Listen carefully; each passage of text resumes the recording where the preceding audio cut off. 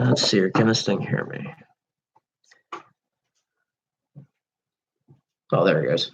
Okay. Just notified it on YouTube. Did it. Good.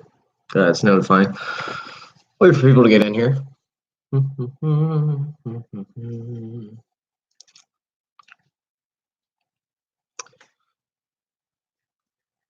Scott, you in here?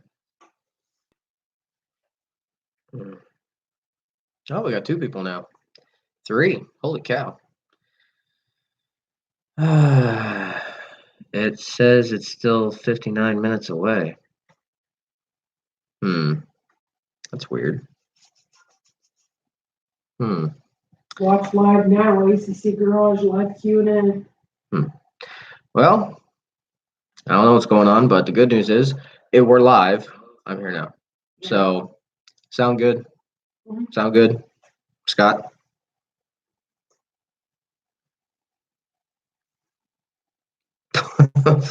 play a tuba for us.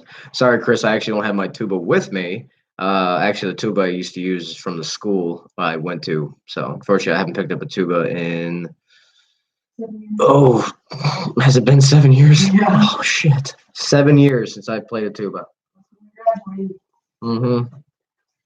Commentary in the background is actually my girlfriend Dresden. So, Hello, everybody. welcome everybody so far. This is the live stream to thank everyone so far that has joined the mayhem and the nut house that is known as A.C.C. Garage. I am Dave. Most of you probably know me through my goofy ass videos I've done so far, and just want to. What's your taste in music? 1 second, Scott. I'll get to you. As Scott's shown that you can ask me any question you want. This is just to thank people. And hey, Jonathan, how you doing? So real quick, I just want to go through the list of just everyone that has subscribed since the last live stream. Let's see here. No in particular order. This is just how YouTube lined everyone up, and this is not even everybody. It won't show me everybody.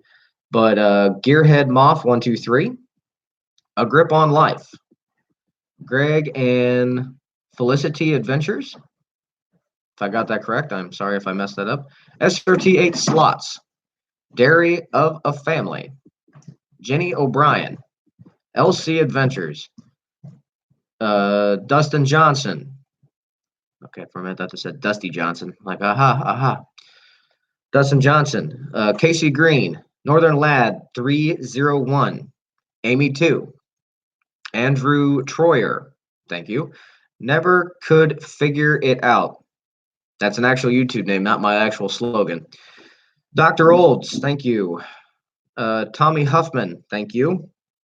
Slender D Max, thank you. Oh, this one's gonna be a pain in the nuts.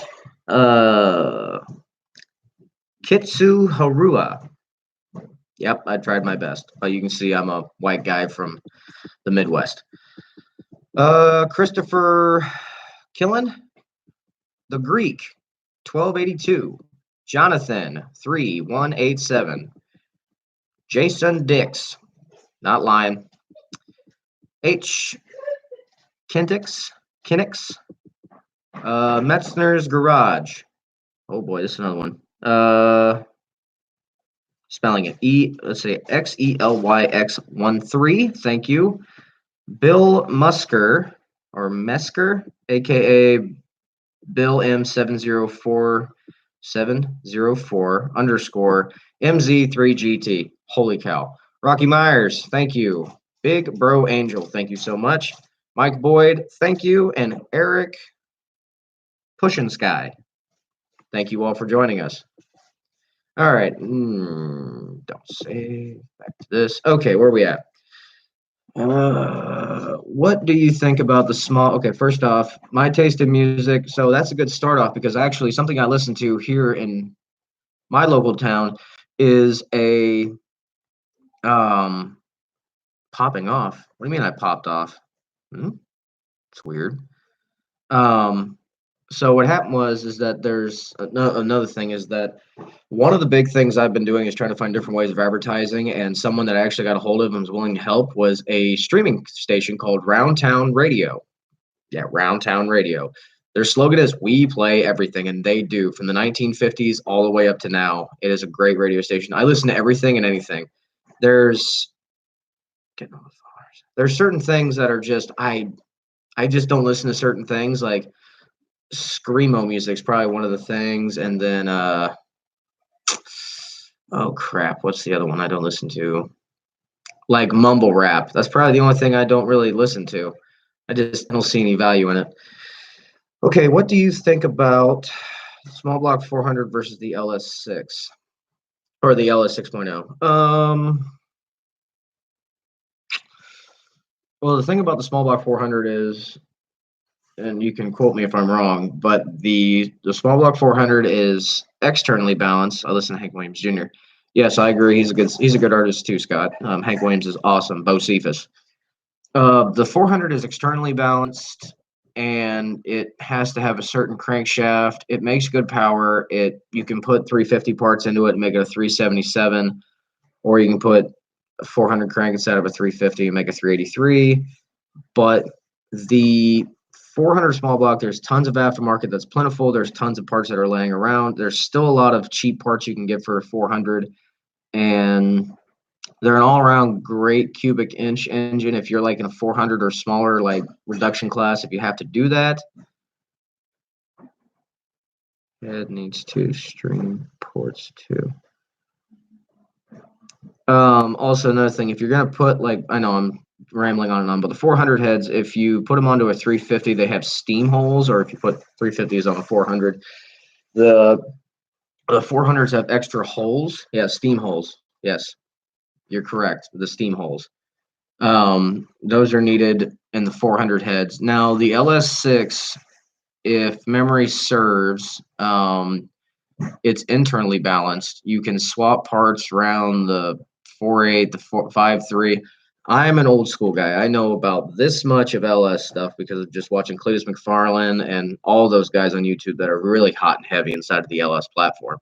It's a great platform from what I've heard. I just haven't opened my wallet big enough to actually buy an LS. And you can say, oh, junkyard LS and this and that. But I work with vehicles that I can just take a small block Chevy and toss in. I bought a 400 small block 511 casting for three.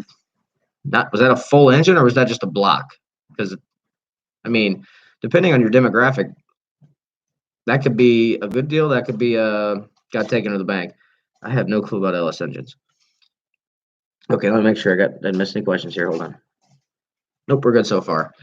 So another thing I'm doing in this, since last time we actually did this, and Scott can laugh, and whoever else was here, I drank a whole 6-pack of beer the last, not intentionally, a whole 6-pack of beer the last stream. So what I did was I actually asked my friend Courtney from Brewdog to go and grab me a random 6-pack, and I paid for it. I support local. That's one of the big things. I'll crack a beer open, then I'll talk about the basis of this channel. If you're new to the channel, and you haven't seen this, you haven't figured out what we're doing, let me know in the comments.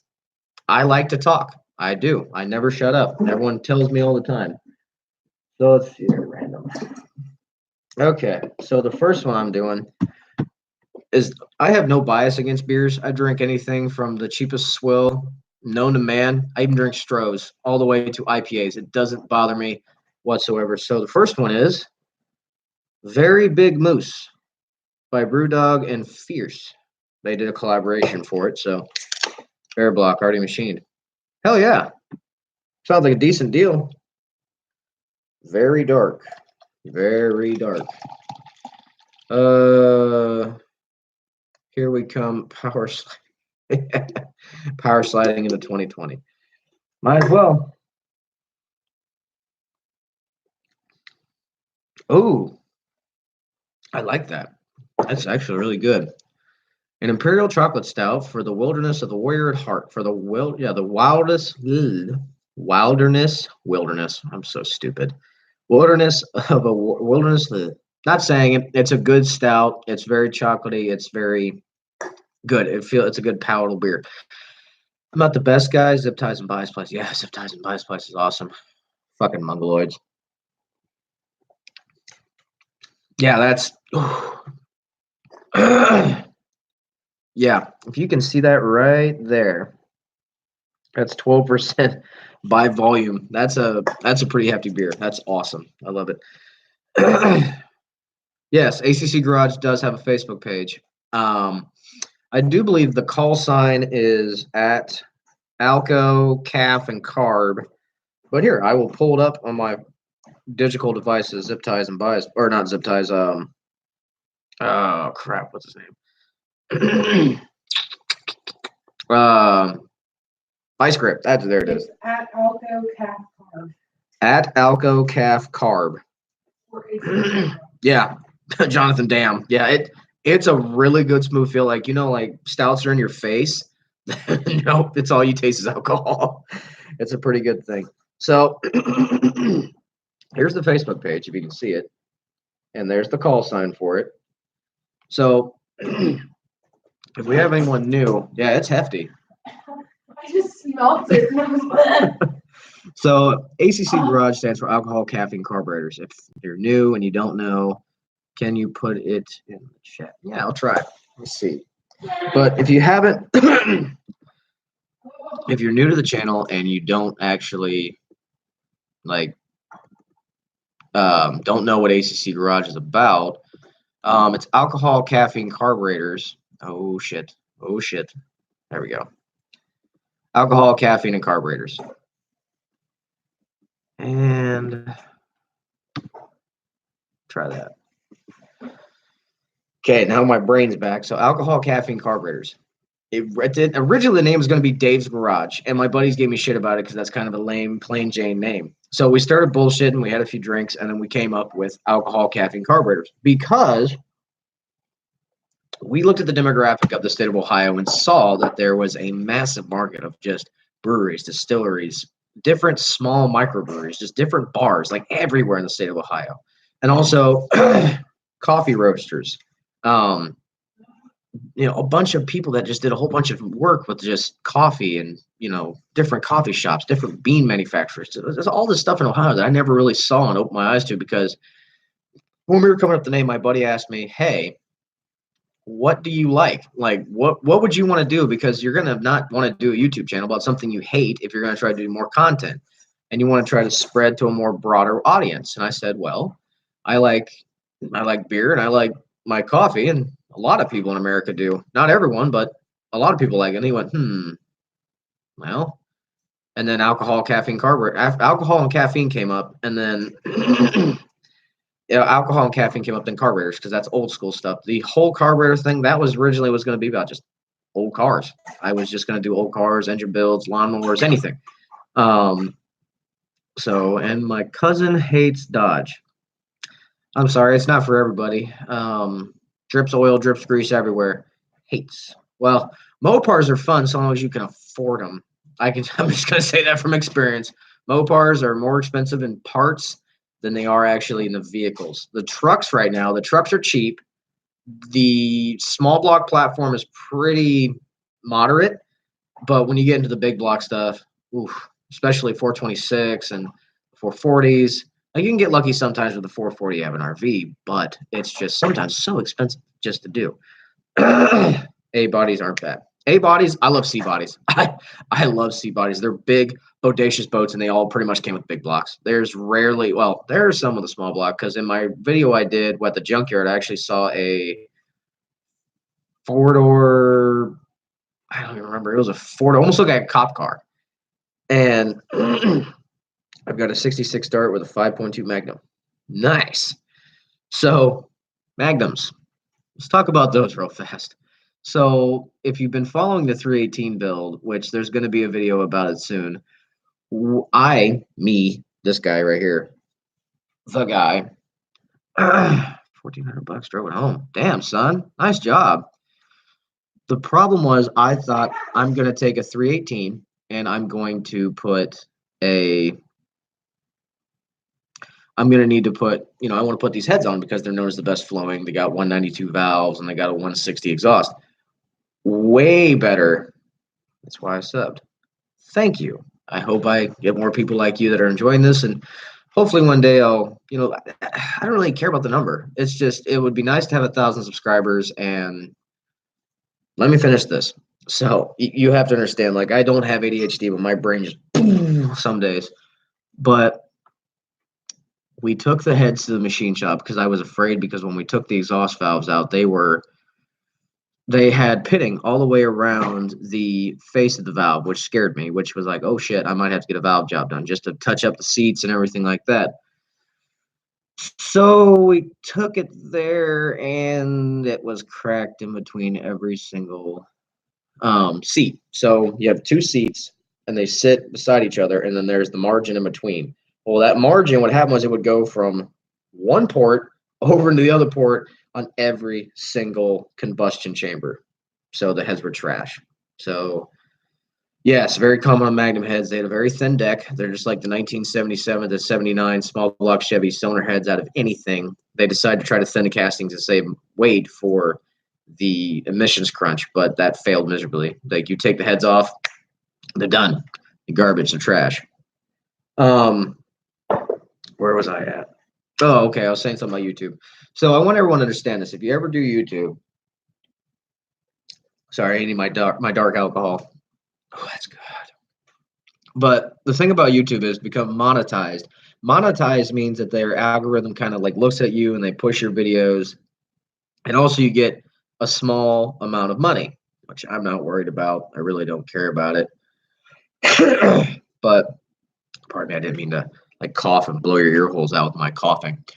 But you need 1,000 subscribers within a year, and you need 4,000 watch hours.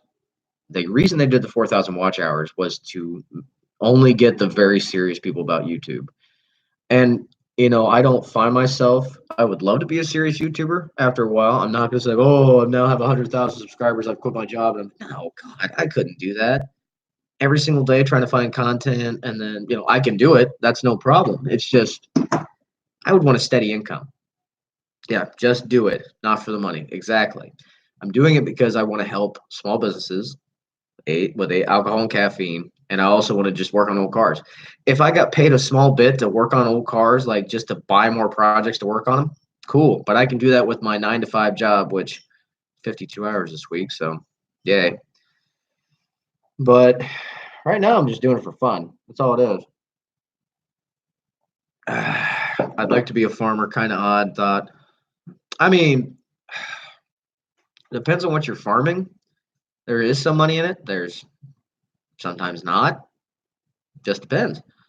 Um, yeah, do whatever you want to do, man. By the way, Scott, how is the you said you have to, let's hear, it's odd. You said something about Cadillac.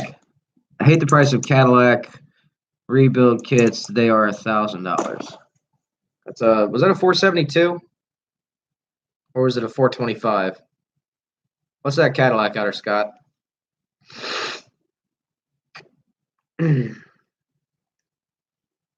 if I can help you out real quick with that.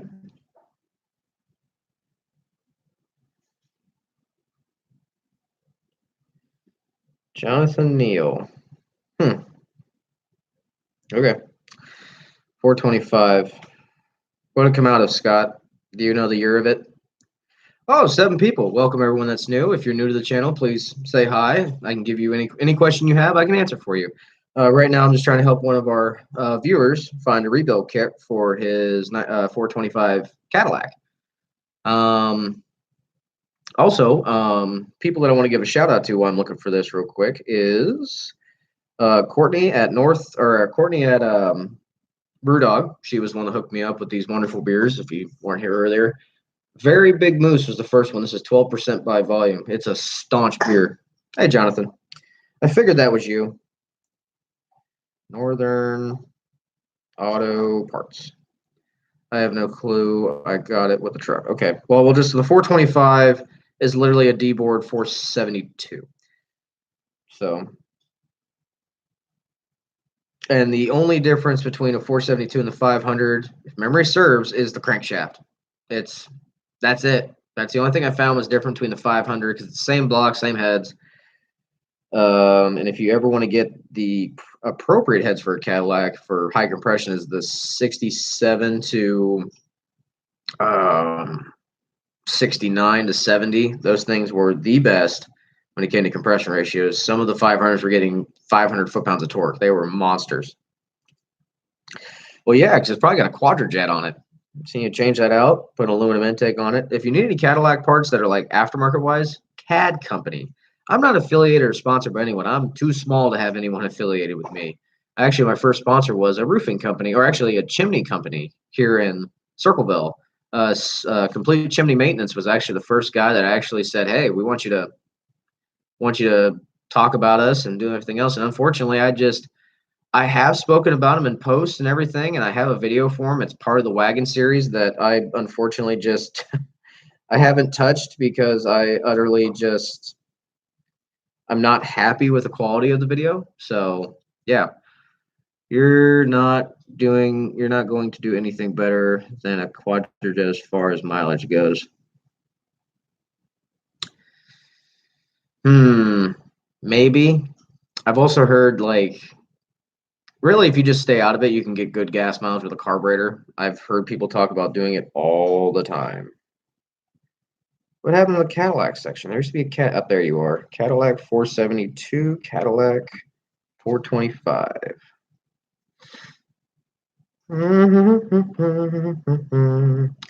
So Scott, there's a website called Northern Auto Parts. I'll try to put the link, which I don't think I can. So right now that's not the one I wanted. Come on. There we go. So this is a master rebuild kit.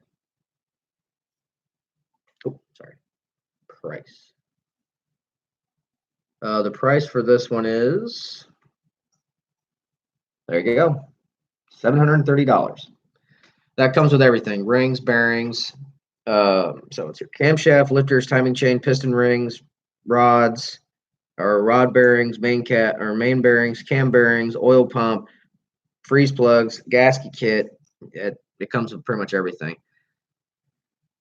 All right, teeny primaries. It has to be built right. Love quadrigets. Problem mismatching parts on reman carburetors. Yeah, because people don't notice that there's actually 650 variants and there's 800 CFN variants of the quadrigets. The Cadillac big blocks, I know I got one off of a 72 Fleetwood. Confederate Rooster, good to see you, my friend. I want a 1979. Oh, anyway, go back to my brain. Hang on. That they had the bigger cars had a bigger, no, 750 and 850, I believe. I thought there was a six. Don't quote me. Remember, I'm not claiming I'm right, because if I claim I'm right and I'm wrong, then if that's it. If I'm wrong and I'm right, then I'm right. So there you go. No respect, no respect. No one probably knows who that comedian was. Ouch, that's expensive. I'd hope it has everything it does. I want a 1979 four-door Chevette with a Buick 455 in it. Right on. I can dig that. That's awesome. I can get a rebuild kit for 350 for $300. Yeah, because the small box Chevy is everywhere. There's a million of those things. Rodney Dangerfield, thank God. Someone knows who Rodney Dangerfield is. That's awesome. All right. I'm going to shut up for a second, and now the floor is open to whoever wants to ask me the next question or comment or anything, or just what do you want to know what's going on in the channel? Because soon as every time I do a beer, every time I open a beer, I'll talk about someone who's helped me or someone that's like just people that like small business that I'm trying to help push. So, oh, Confederate Rooster, shut up. I'm not that old. I know who Rodney Dangerfield is. So the floor is open to whoever wants to ask a question or has a comment.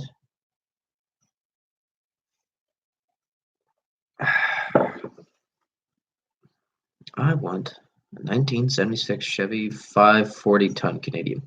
Yeah, we talked about that, Scott. You know, those are pretty badass trucks, and hopefully one day you can obtain one of those. But there's none in Ohio. I can tell you that right now. We have none.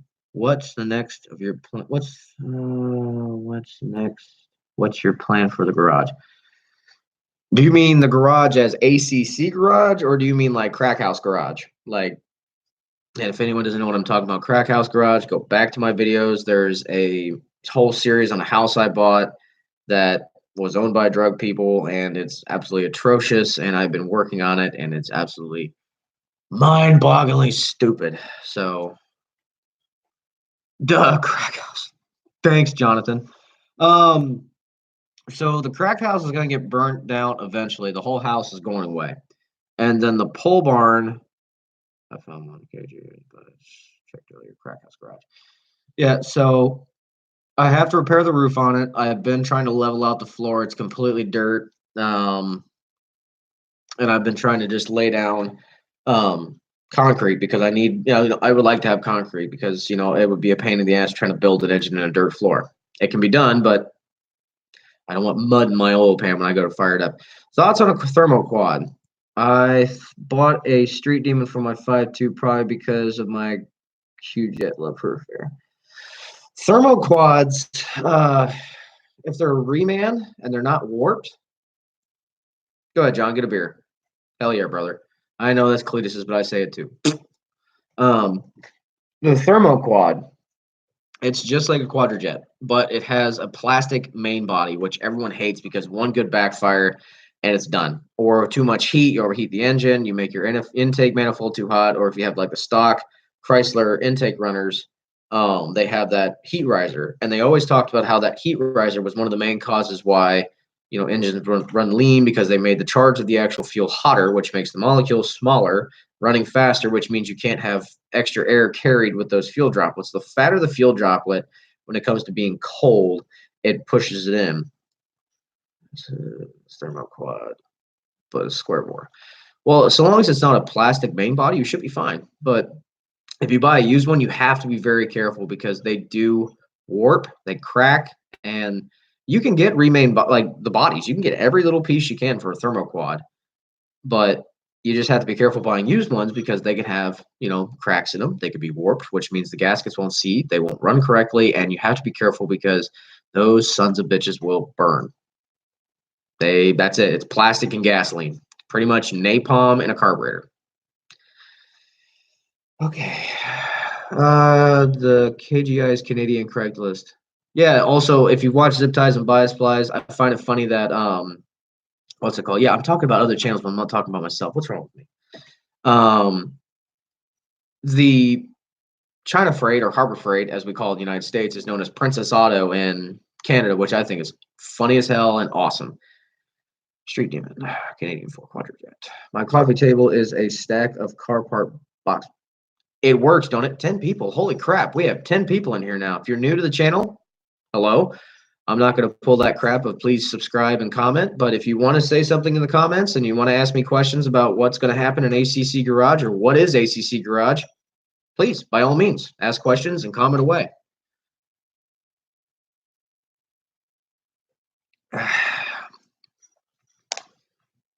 Questions, comments, concerns, anybody? The floor is open. Man, 6-pack of this would waste you sideways. Good night. I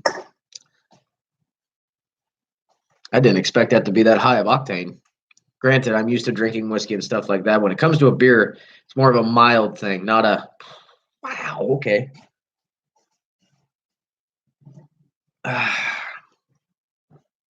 Anybody? Anybody? Get down, get down, get down. So, small sips, Dave. Been a subscriber for a while now. Wellston, Ohio. Wellston, hey, hell yeah, man. I got a buddy of mine who actually lives down there by the fairgrounds. So that's awesome to see. Chris caught, is it Cadwell? Am I pronouncing that correctly? If not, then I'm just an idiot. I'll say that right now. Okay. Wait on Chris. And if I did mention you in the thanking, Chris, thank you so much for subscribing. If I pronounced your name wrong, just because I suck.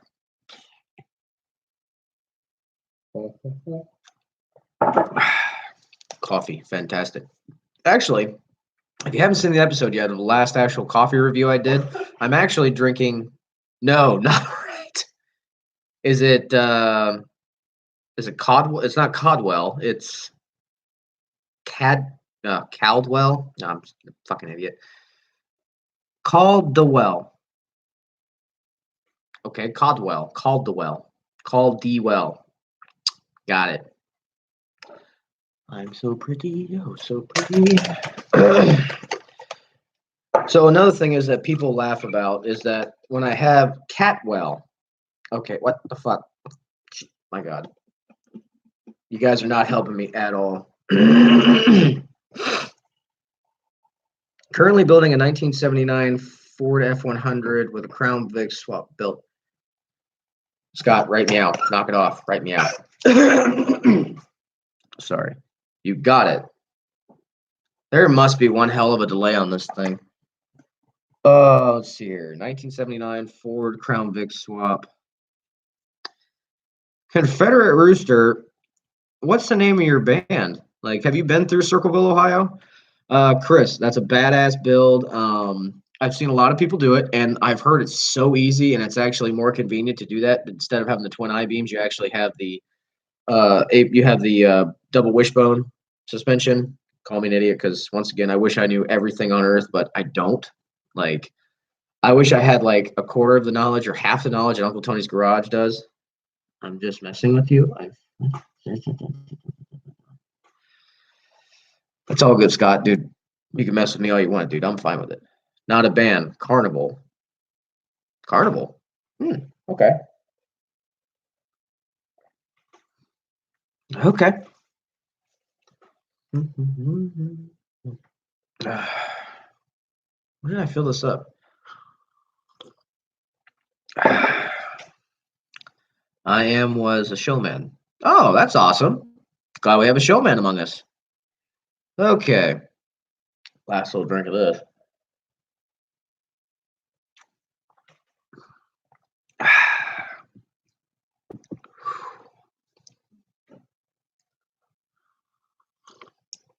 I don't mean to have dead air, but I'm watching the comments come in because I think there's just a slight delay, which is absolutely annoying to me because I try to like keep up with everything, but I don't want people going like, wait, what the hell? I commented that 30 minutes ago or 30 seconds ago.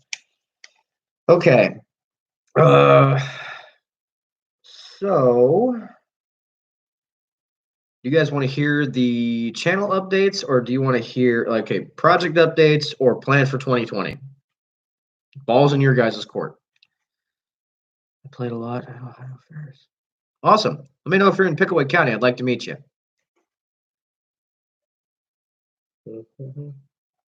Okay. Now,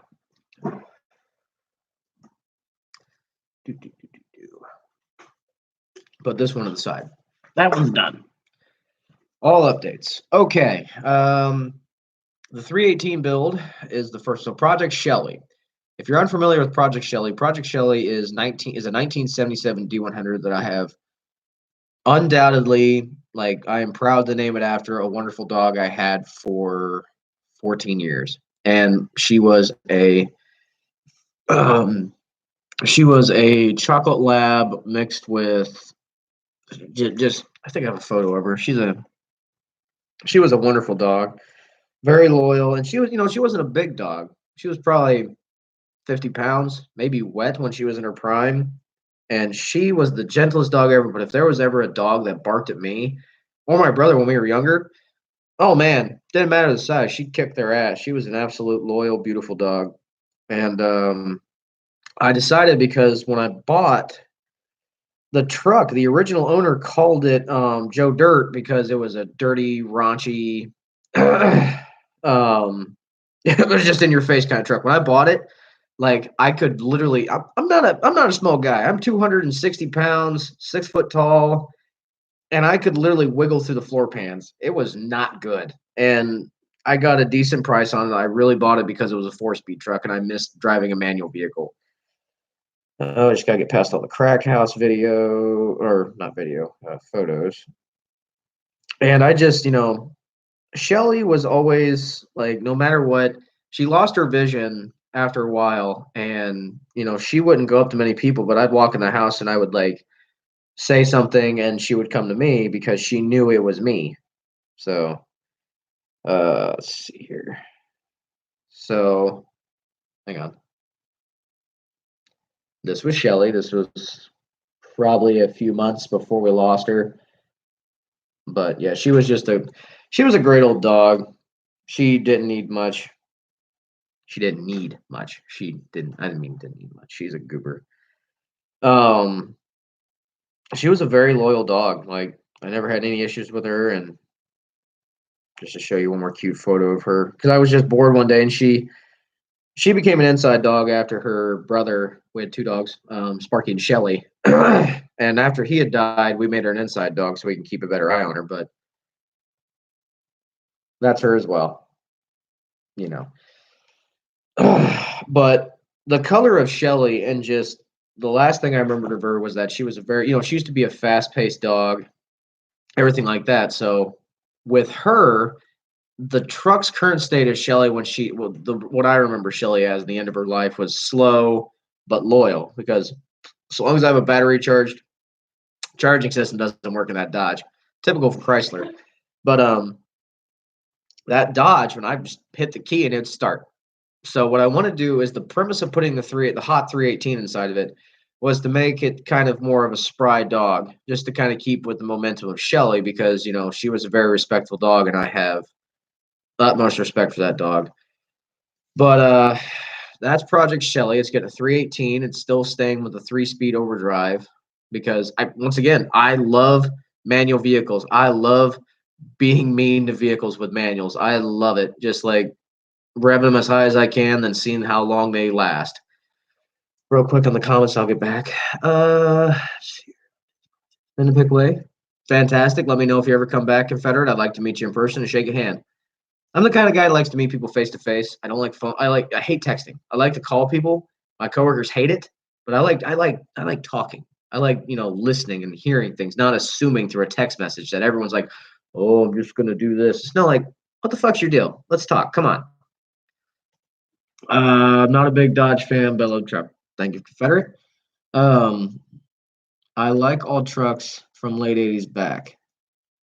My current vehicle is a 1997 Chevy C 1500 short box. Love that truck to death. It's a V6, has the fuel economy of a V8, has the balls of a V6, but I love that truck. So it starts up, the heat works, the AC works. That's the first vehicle I ever bought. I've owned 32 vehicles, and that's the first one I actually bought with working AC, and it is so good. I've become soft. I'm actually feeling my calluses go away just by turning on the AC. I'm starting to become a sissy again. Um, I've always been a GM guy, but my first Dodge recently, Rooster. It's kind of refreshing working on something different. That's the thing about me, is people are like, oh, Chevy, oh, Ford, oh, Dodge, piss on everything else. No, like, you learn something new, which you can use into something else. My job, I work for a company that I build armored trucks for the Department of Defense, and I see different things in different ways every day, and it's helping me build something. Maybe next time you come around here, I'm only a couple miles. Chris, yeah, hang on. Add me on. Go to the Facebook page. I put it in the chat above. If not, I can resend it again. Send me a message. I'll definitely meet up with you and shake your hand, have a beer. I have no problem with that. Born GM, always GM, but I really want an early '80s Dodge or '67 Ford. Good years. Shit, where was I at again? I lost my train of thought. Oh, but it's just awesome just to see how people decide, different engineers, different people. It's like, this would work on this. This is how you modify this to make this better. It's different ways of seeing through a different spec of eyes, is how to figure out something.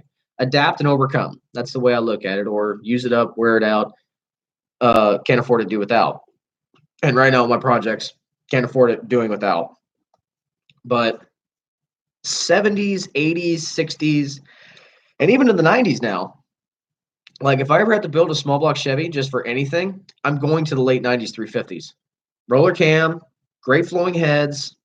It's a good platform to start with. You just have to delete some stuff. It's like my 1975 Pinto I'm doing later on. So Project Shelly's done. We've talked about getting the 318 4-speed. That one's done. I also have a 1972 wagon. The wagon is just going to be a cruiser.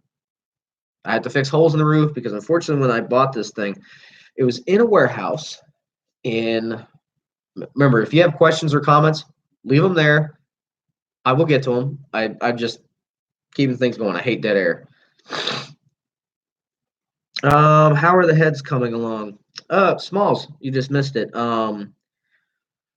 We talked about how the Tanya White. Thank you, Tanya. We all love, wagon fanatic. Start with smalls. Um, Unfortunately, the Magnum heads are cracked. You'll see more of that in another episode, and now we're reworking the actual heads that were part of that engine. The good news is I consulted with my great friend who is a Mopar nut. He loves Mopars. Small block Mopars are his thing. He has this beautiful 1978. Um, it's a four-wheel drive, so it's a W150. W150, and it's just an immaculate truck. Nice mean 360 underneath of it. And oh, hi Scott, welcome back. Um, it's just a beautiful truck. And with mine, unfortunately, we're just reworking the heads and we're gonna put bigger valves in them. Hola, Pepsi Cola. We're just reworking the heads that we have just to try to open up the ports and everything. The Magnums would have been great, but unfortunately, with the $1,000, I've had to revise my thinking with this, and you'll see in the next episode. So, a phrase that I've learned throughout my life, thanks to my grandfather and my dad, is dumbass attack. If you haven't heard of dumbass attack, it's pretty much having a stupid moment. It's pretty much just like, oh, that was a dumbass attack. Just like, oh, well, I just had this. I just had that. Oh, I could have done this. What a dumbass. Pretty much, it's just like Red Foreman constantly in the corner going, dumbass, dumbass attack. There it is. Okay. The Vortec heads is equivalent to the Magnum, except you can actually get Magnums in the junkyard and they're not freaking cracked. That's why. Vortex are better, hands down, than Magnums because they crack because of that. But you can buy, that's another company I had to think about. Clearwater cylinder heads. A few more equal signs, Heidi, that would actually equivalent to something. But Clearwater cylinder heads out of Clearwater, Florida. I also call them blonde moments as well. They actually sell a thicker deck Magnum cylinder head, but also if you want to get a cheap cylinder head, go through your local AutoZone, Napa, anything like that, and just get a regular stock Magnum head. They're $265 a piece. Yeah, EQ is another good one too if you can find the Engine Quest ones, but they're $320 for a bare one through Jegs or Summit. But if you just go to your local auto parts store, you get a 1.92 valve and a 160. It'll wake up any single, in my opinion, it'll wake up any small block. Go for the 360 head, even though I've been told by multiple bodies that the 318 and the 360 cylinder heads, nothing different in the heads. It was the bottom end. I drive a 1986 C30 350 granny geared 4-speed. Badass. That's awesome, Confederate. Shit, did I ever own any? I own that's another truck I actually currently own that I'm going to get rid of. I've been sitting on it for a year and I don't need it. I would love to use it, but it's just, I don't have a trailer to pull with it and it's just collecting dust and I need money for projects. So I actually have a 1987, 86 D350 1-ton with the 4-speed with granny low, 360, 4-barrel.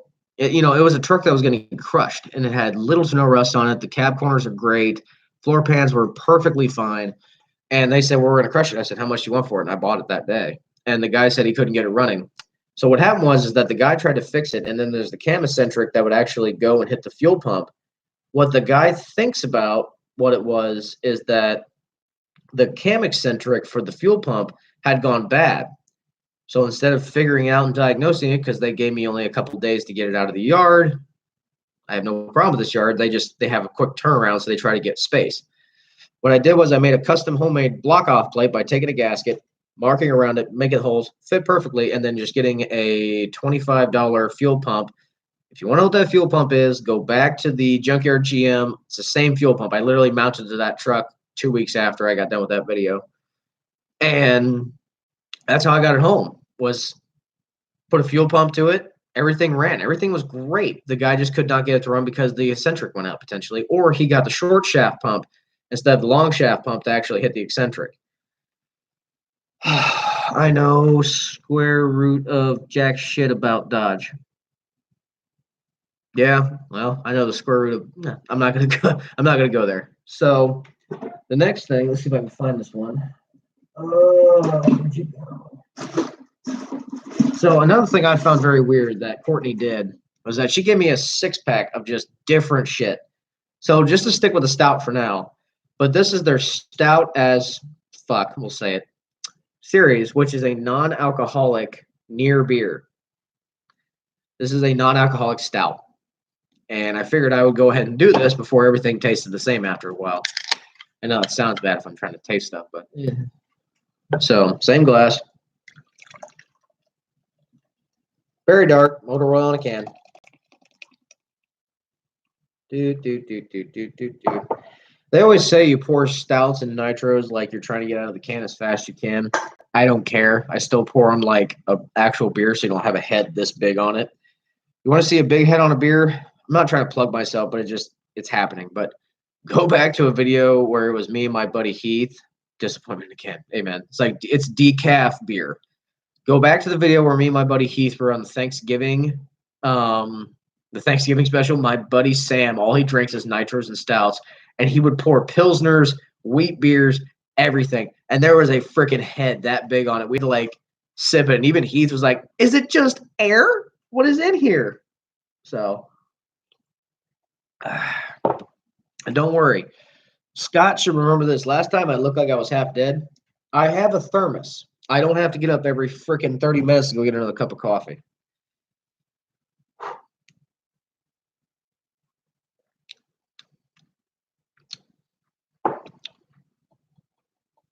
Okay.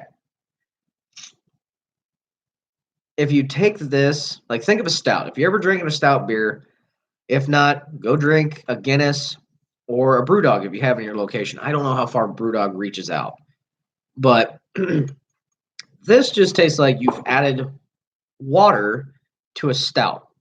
It's not bad. I'll be honest. If I was trying to get off the sauce, I'd probably go to this. So what I've learned about Brewdog is that they actually have an AF series. So I think I have another one that right here. So this is a Punk IPA. I'm not gonna drink this one just yet, but this is one of the first beers they start out with if memory is getting to me. But they actually have an AF version of this. So an IPA, a Pilsner, and a stout, non-alcoholic for people that don't want to drink, but they still want the flavor of an actual beer. I know it sounds redundant, but if you're a DD and you still want to taste beer and not be drunk, respect. Okay. Darker than used motor oil. No, I was going to say more like burnt transmission fluid, just minus the smell. Ugh. I hate the taste of beer. I drink a shitload of beer. It doesn't have the same alcohol content. To hell with it. So, Confederate, if you weren't here earlier, I recommend this one to you then. The very big moose. Because if you can see that, that's 12% alcohol volume. 6 of those might actually get you good. Why would anyone not have a drink? I don't know, brother man. But some people don't want it. Go look at your channel, look forward to your content. You heading out? You leaving?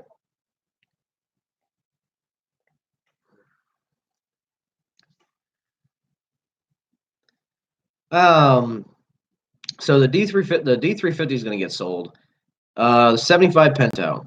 Also, anyone that's currently here in the chat, if you still are, make sure you talk to people and let them know about this because word of mouth is the best advertisement that is known to man. Because if you tell some people that's a good thing and they want to check it out because they trust you more than they would trust me because they don't know me. So if you want to actually see this channel grow and get more stuff out, just tell people, can we see the D350? Yeah, I'll show you. I'll do a video on the D350.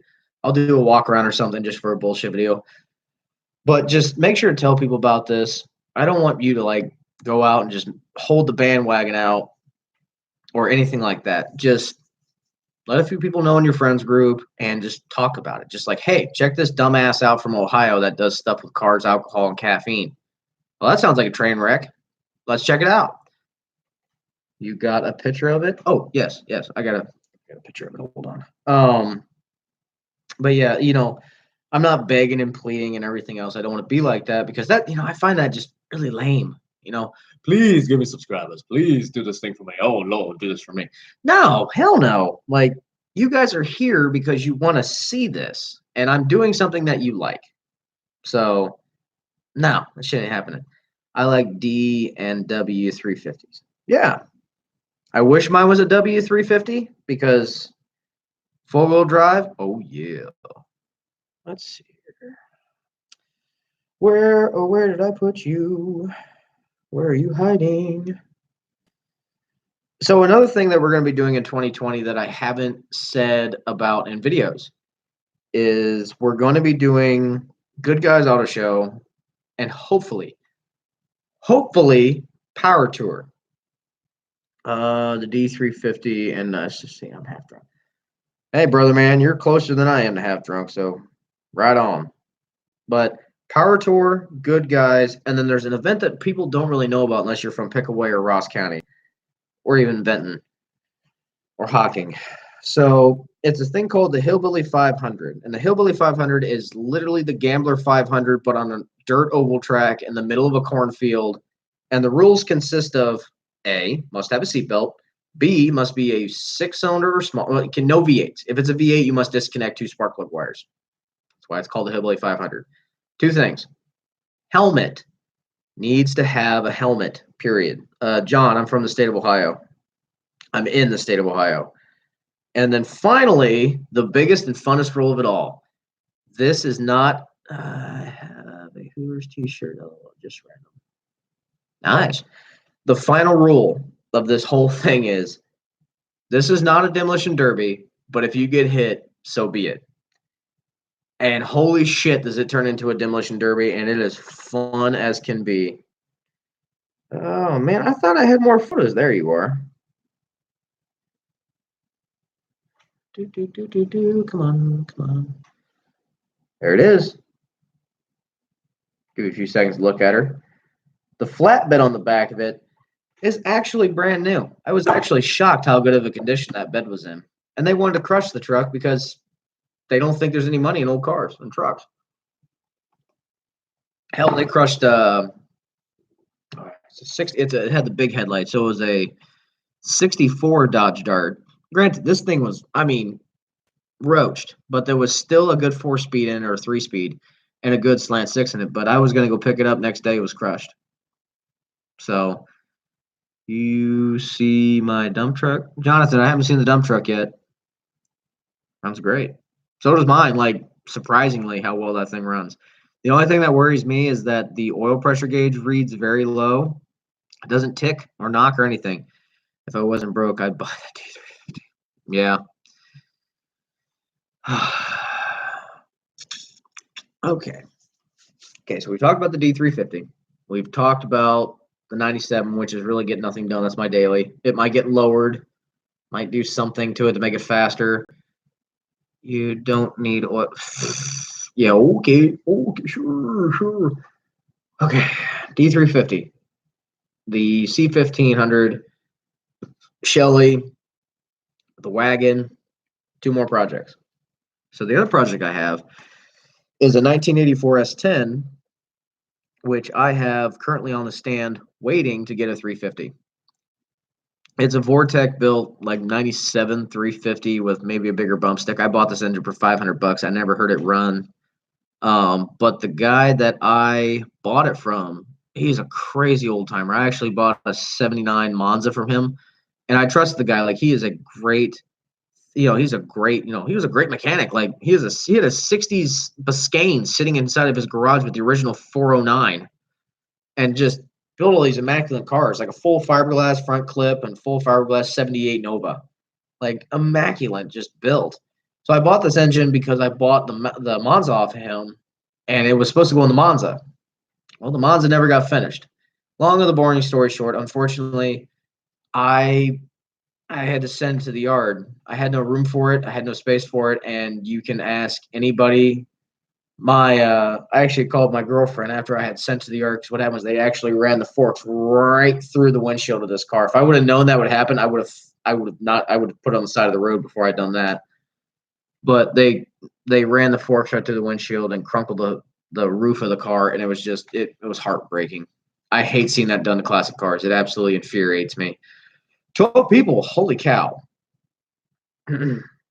You make me feel better. I was sad. Yeah, I'm glad to help you. I'm glad to help you, Scott, as much as I can.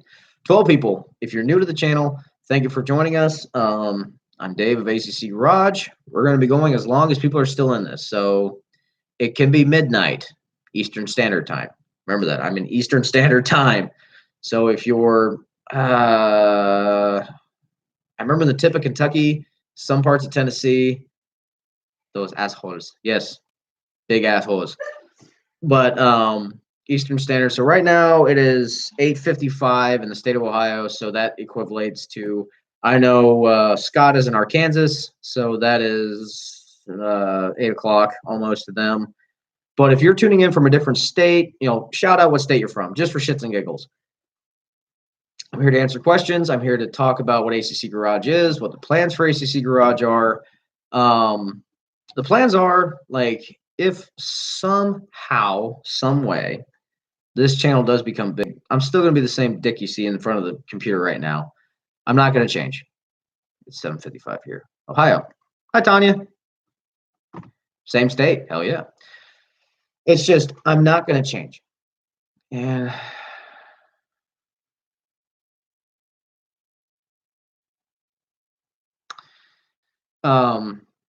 okay, so the thing about it is I'm not going to change. I'm going to be the same squirrel-brained guy that's trying to build hot rods out of junk. Like, money's not a thing to me. Granted, I work overtime because I have to pay bills, but that's just life, period, in the story. Like, for instance, the cooler I use every single day, which is right beside me when I go places, is a 1971 Coleman cooler that me and my buddies fixed up at work and put a Line-X bottom on it. But I paid $35 for this. I'm cheap as they come. So I just try to shine up gems. I try to make things fixable and usable. I try to rework things to where they actually work for me. You sent it to the yard. How could you be mad? Because I had no choice. Like, I had no choice. Like, if I could, I would have saved that car because I was going to make one hell of a race car out of it. I tried my damnedest to do it. Can you show us the cooler? Yeah, I'll show you in a minute. But I was mad because I wanted to build that car. Like, it was supposed to be for roadkill night or roadkill zip tie drags. And me and the person that was going to do it, me and him had a falling out, and I had no place to put it.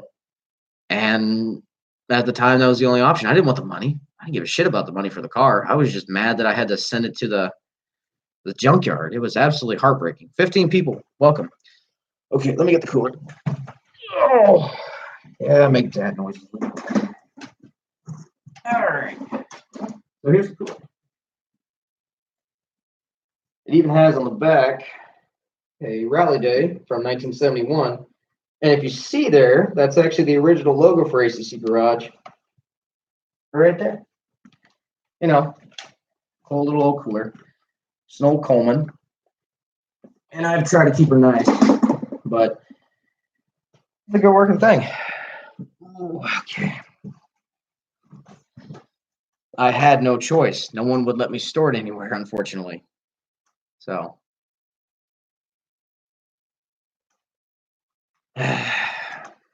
Rooster, what are you drinking, by the way? I'm kind of curious. What kind of beer? If anyone's drinking anything, let me know what you're drinking. You got merch. I do. I have shirts just like the one I'm wearing. It's got the nice little nameplate on it and the full logo on the back. My cooler is a beer box with a bag of extra. Hey, brother, man, if it works, it works. Stickers. I have a few hats left. I was thinking about doing beanies and sweatshirts, but that's probably going to be in the end of 2020. It was more of a thing for me to actually feel and prototype. I don't like sending out junk. Like, the thing about it is with stuff like that is just I want to make sure it's a quality product and it doesn't. Yeah, I don't want someone to feel like they have a cheap piece of material on them. Bush, good choice. All right, Tanya. I don't know if you guys can see it that well, but that's the back of the shirt. That's the A.C.C. Garage logo. Oh, are they fitted hats? No, snapback trucker hats. Oh, thank you, Scott. The problem. Okay, hold on. So back of the shirt, nice and cooler. Bush works. Like, after I get done with the 6-pack, if I still need something else, I have a backup. $4.99 in Circleville. Hell yeah. Sarah Bush Light with shine drops in it. Yeah. Shine drops. Talking about moonshine, or what are we talking about here? Awesome logo. Thank you, Tanya. It's really nice of you. Oh, wait, I opened another beer. I forgot to talk with someone. So another thing is that I'm a very variety person. Like, there's not a lot of things that I don't like dabble in or mess with or anything like that.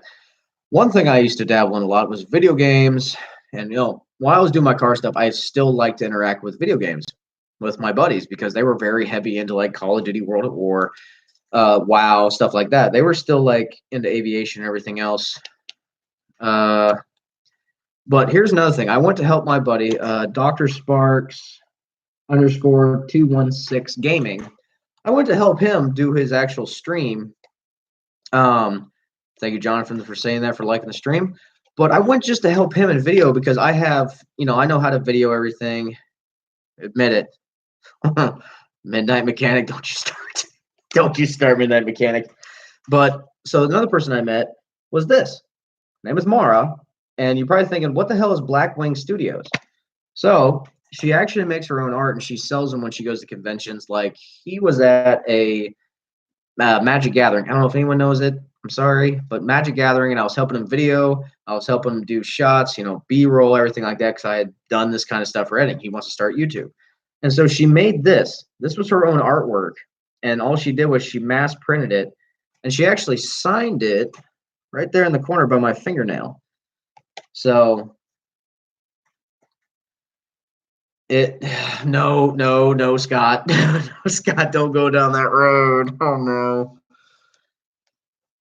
But yeah, it's just I try to find new things that I want to talk about. Like, I can talk about video games. I can talk about cars. I can talk about coffee. You're a wolf. Okay, I'll take that. But there's different things I like to talk about. Like, people are like, well, you should talk about this and stick to this niche. I'm good. I like to broaden my horizon and actually talk about people and different things and see what's going on. Like, I like learning things. 16 people. Holy crap. That's the highest for the night. Welcome, 16 people. Any questions, comments, or anything about A.C.C. Garage? We're alcohol, caffeine, carburetors. We like cars, we like coffee, and we like alcohol. The alcohol and the caffeine part is to help communities and small businesses because there's so many in the state of Ohio. Back to this. Moonshine. Awesome. Confederate Rooster. White lightning always helps. It's not snowing. Where? It's not snowing here. Be sure to like the stream. Thank you, Jonathan. The shirts. The t-shirts are $20. That if you need it shipped someplace, we can talk about it. You can message me on Facebook. I don't have a website. I don't have any links. I don't have anything like that. It's just, you want a shirt? I can ship it to you. I'm not going to sit there and go, $10 for shipping. Oh, that's bullshit. But, oh, shoot. Better not tell that. I like broads on my horizon as well.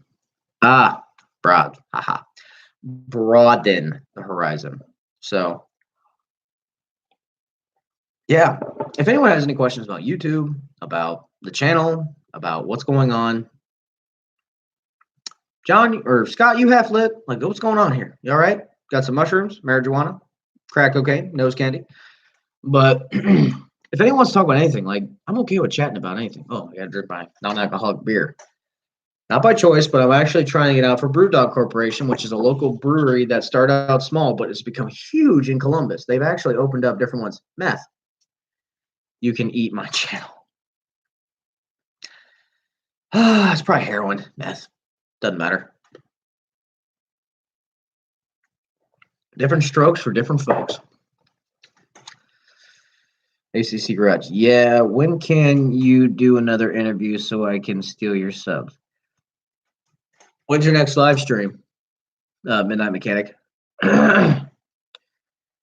Smalls, the mower is coming along. We actually started, me and my buddy Trey Michael, we actually started working on it last weekend. Come to find out, the battery was toast, and we tore it apart, and we tried to loosen up some weight on it. But needs a battery right now, so we'll be filming more on that. Hopefully I'll get some word from the machine shop so we can get some video on that, so there'll be a video on Monday. Also, 2020, I'm going to attempt to double the videos. And hopefully throughout the year, I can find a capacity of what you guys like so I can get more content. Maybe 3 videos a week, 4, 5. I don't know. I'm not going to like completely run myself into the ground because, right now the 318 build is coming out of it's coming out of my buddy's garage. Benny Bollock. Is that right? Yeah, Benny Bollock. Thank you for tuning in. I haven't seen your name come across, so thank you so much for coming. I'm following the 318 build. I'm building a 79 to 89 crew cab Dodge myself. Badass. That is awesome. I love that. The 318 build is coming slow. We're going to try to get another video out. If it's not on Monday, I promise I'll shoot something out on Wednesday. I don't care if it's just an update video that's 2 minutes long. I'll get you guys something just to let you guys know what's going on. Okay, Midnight Mechanic, or sorry, Scott, I'm drunk off Mountain Dew and, okay, caffeine high, works too. Midnight Mechanic, probably tomorrow. I'm too effed up to stay awake, suffer through the Tomb Raider. Yeah, I don't blame you. It's going to be a while. Are furries into cars too? I don't know. I know one. Well, he was one at one point, but yeah, I don't really know. Let's see here. My channel needs improvement. It's growing pains, Scott. It really is. It's you have to know what you can do, and there's people in this world that are gonna shoot you down, do whatever they can, left and right. Um, and they're just you have to just slowly build and build at your pace. Don't feel stressed because if you do, it's going to be a pain in the ass. Okay, next one. I've had one. I'm about to get one more. Very funny, John. I'm building a small block 400 with aluminum heads. Okay, what compression ratio are you going to run? What kind of aluminum heads are you using? Give me some details. Give me the good and gritty stuff. Let's see here. I subscribed to 1984 Chevy C30. Thank you, Confederate Rooster. C30, ha ha ha. West Smalls. I have a 1969 C30. That's awesome. Smalls, if you actually want to make a message for them, do the @ sign and then type the whole name together in one, and it'll actually highlight when it goes to them. But I think Scott will see it. Confederate Rooster. I'm deep into Coco Bandicoot. What's that count? Oh, furries. Back to that one. Okay, how did we get onto furries? Okay, so I will be shot. Huh? Thanks, Rooster. I will be shot. What are you talking about? Midnight Mechanic diesel build. I'm not really, I'm not having a diesel. Not yet. Jesus Christ. My chat is an amazing bunch of people. 15 people following this chat. I'll be damned. All right. So I was talking about the S10. The S10 is going to be a V8 swap. It's currently an Iron Duke 2.8. Squirrel came back to me. We'll put a V8 into it. We're going to put an automatic in it. I'd love to make it standard, but that's just way out of budget, way out of time, way out of space. It's just going to be absolutely annoying to do. So we're going to stick with an automatic. We're going to put it down on the floor, and we're just going to try to make a little cool ripper out of it. Same thing, budget build style. And then the 1975 Pinto I have, also known as Mr. Bean. I like to name my vehicles just so I don't have to keep saying 1984 S10, 1987 D30. The wagon is Behemoth. The 77 D100 is Shelly. The Pinto is Mr. Bean. Scott, put it on the charger. Good Lord. The D350 is Bertha. The S10 is Rusty, and then the C1500, that's the White Knight because it's pearl white and it gets me through every place I go. So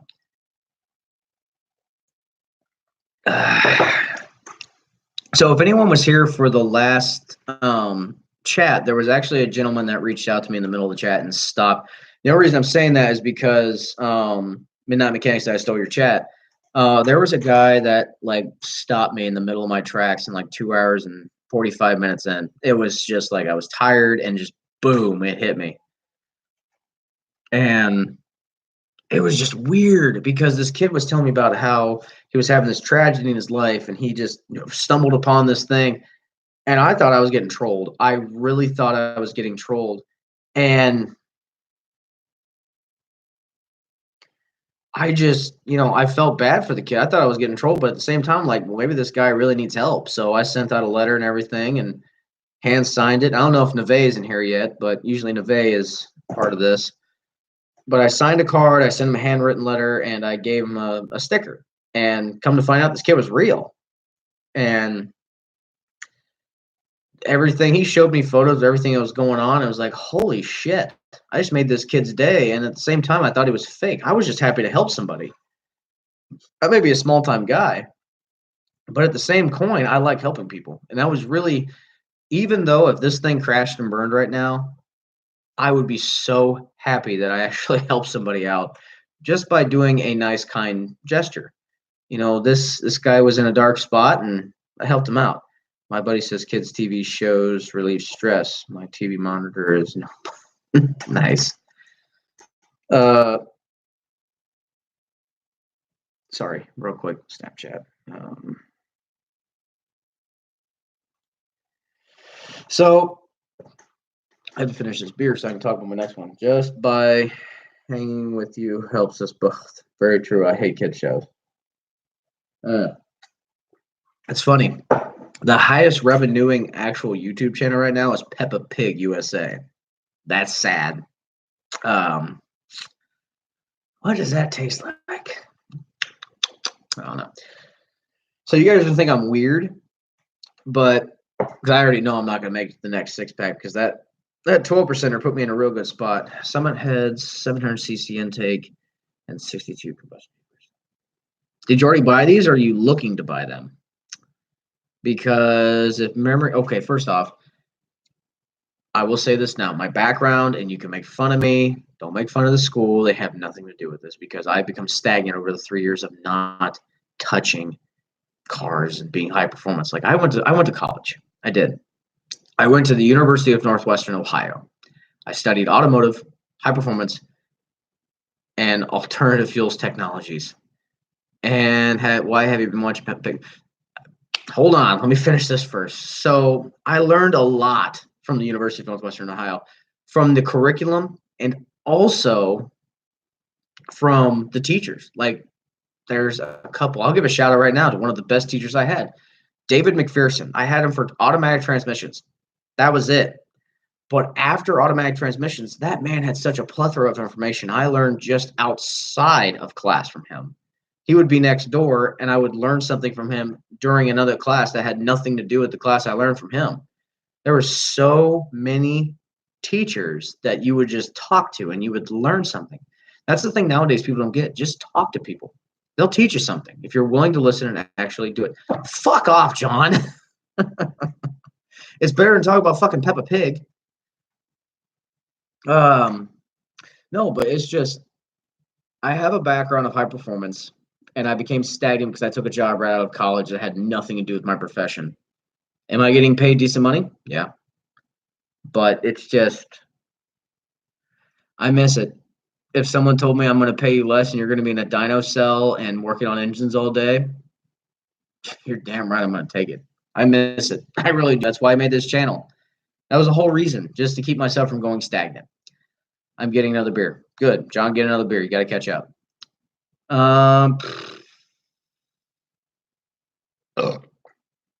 Scott, Uncle Grandpa's way worse. Why have you been watching Peppa Pig? So it's not that I watched Peppa Pig. It's that if you go on a thing called Social Blade, it actually shows you every single channel, and you can click on the highest rated channel. You can click on sections that'll show you everything, highest paid, blah, blah, yada, yada, blah, blah, blah. And I clicked on like, okay, I thought it was going to be PewDiePie because the whole PewDiePie, separate PewDiePie, everything else. My chat is slow. Sorry. But I clicked on it and it was Peppa Pig. I'm like, what the hell? And it said like $100 million or something. It's like, holy cow. On my last beer, got to go to bed or I'll start drinking SRT. That won't be good. Confederate, go to bed. Don't do that to yourself.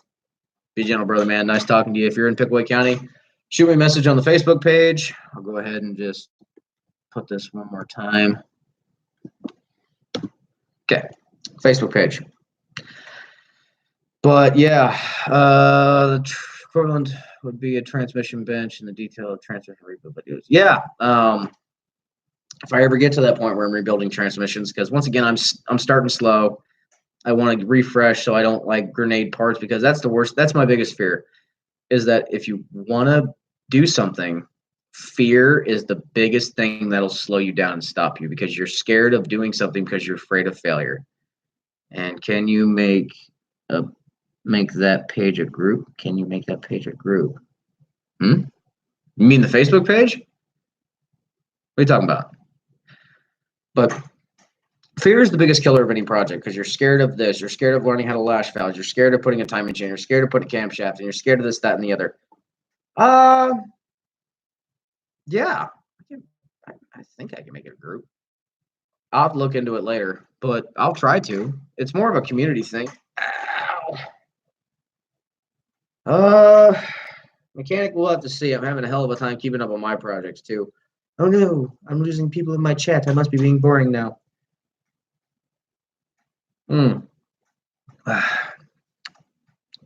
Let's see here. Okay, sweet. What else can we talk about? So I got to finish this so I can do one more shout out, or a couple more shout outs, because I got a lot more beer.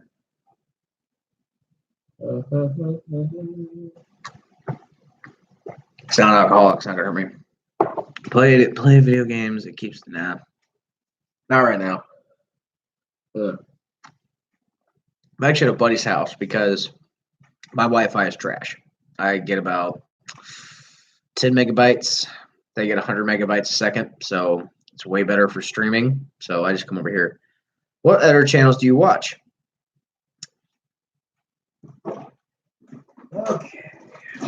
So, real quick before I start that, our next beer from Brewdog is the Hawks Doom and Bloom Hard Rose Cider.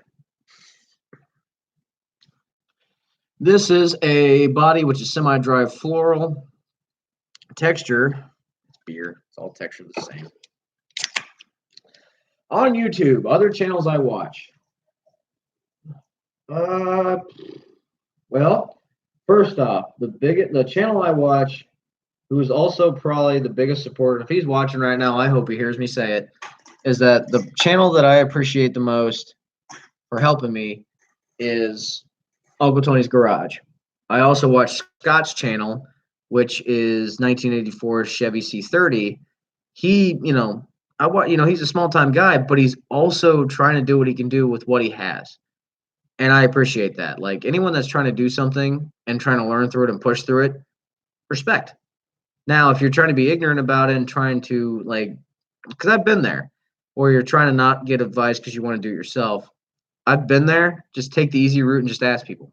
It's not even easy. You're just learning. It's educating yourself. So 1984 Chevy C30. I've watched his videos. Uncle Tony's Garage. Hey, Scott, I just got done talking about you. So Uncle Tony's Garage, every time I've told him in the live stream, I've thanked him 1,000 times over, because I thanked him, because every time I'm like, hey man, I just hit 200. He's like, hey, that's great. Make sure to subscribe to him. Check him out. I'm like, dude, you don't have to fucking do this. He's like, I feel like doing it. What are you gonna say? I watch Vice Grip Garage. I watch Zip Ties and Bias Plies. I watch Junkyard Digs. The thing about it is that, I can church up other YouTubers and help push business to them. But the problem is that I look at it like, okay, I may be a small guy, but I'm just I've asked them for advice and everything else, and they've given me some advice here and there. And I've even asked them for advertisement opportunities, and they're just like, we're not worried about it, blah, blah, blah. Thunderhead 289, The Boss Garage, Dylan McCool, Markiplier, Jacksepticeye. There's a lot of YouTube channels I just buzz around. I love Neon Tires. Neon Tires? What's neon tires? Is that a channel? Mm-hmm.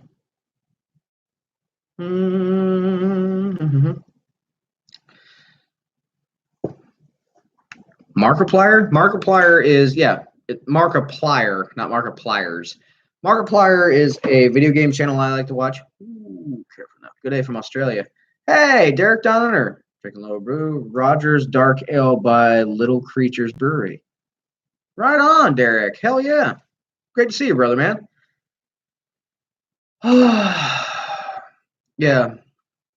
But yeah, just I watch everything. There's not. I also watch Good Mythical Morning. That's another thing I watch too. I watch Nerd City, Nick's Garage, so many different things.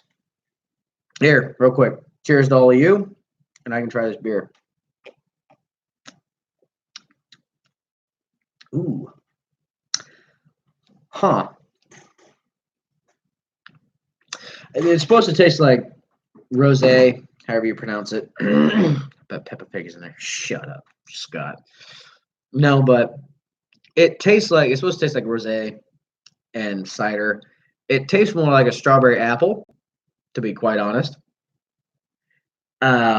It's really good. Like so far, I've not bitched about any of the beers. There's a few beers I've tried. It's like, oh god, Sierra Nevada. Those ones they always kill me. They're double imperial IPA. Just blows me away every time. Scott, you have to remember, you guys can bust my balls left and right. I'm not gonna care. It's okay. I'm not that kind of guy that gets angry or mad or any of that kind of shit. Worst beer. Oh God. Oh shit. I have to actually think about that one. Worst beer. Do they make green apple IPA? Brewdog? I don't know. I try to support as much. Like once again, I'm starting out. Like I drink beer left and right, but usually if I'm in a bar, it's the cheap swill because I'm in a bar. Even a can of hams, which is a 30 rack for $14, they're charging $1.70 for a can of $1.75. Natty Light. I've had to say I've had a worse beer than that. Keystone was good.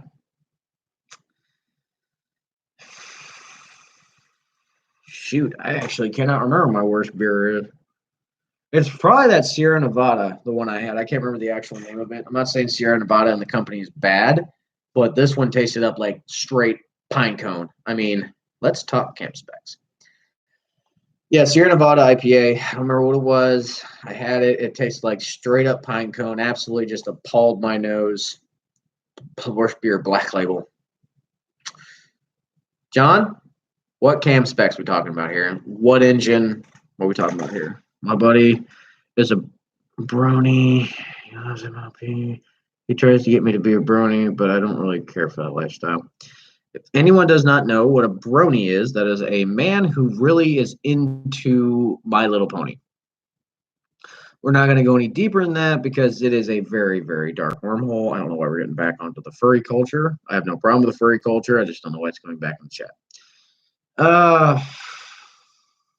Natty Light, like I have, it's not my first go-to, but if it's the only thing I got, it's what I'm drinking. So, Street Strip Cam. You're good, Scott. Let's hear Street Strip Cam. Keystone Light 790. Is that for a 12 pack or a 30 rack? I'm guessing 12 pack. Think of a lot about stuff. That's good. Keep your brain going. Keep her moving. Street Strip Cam.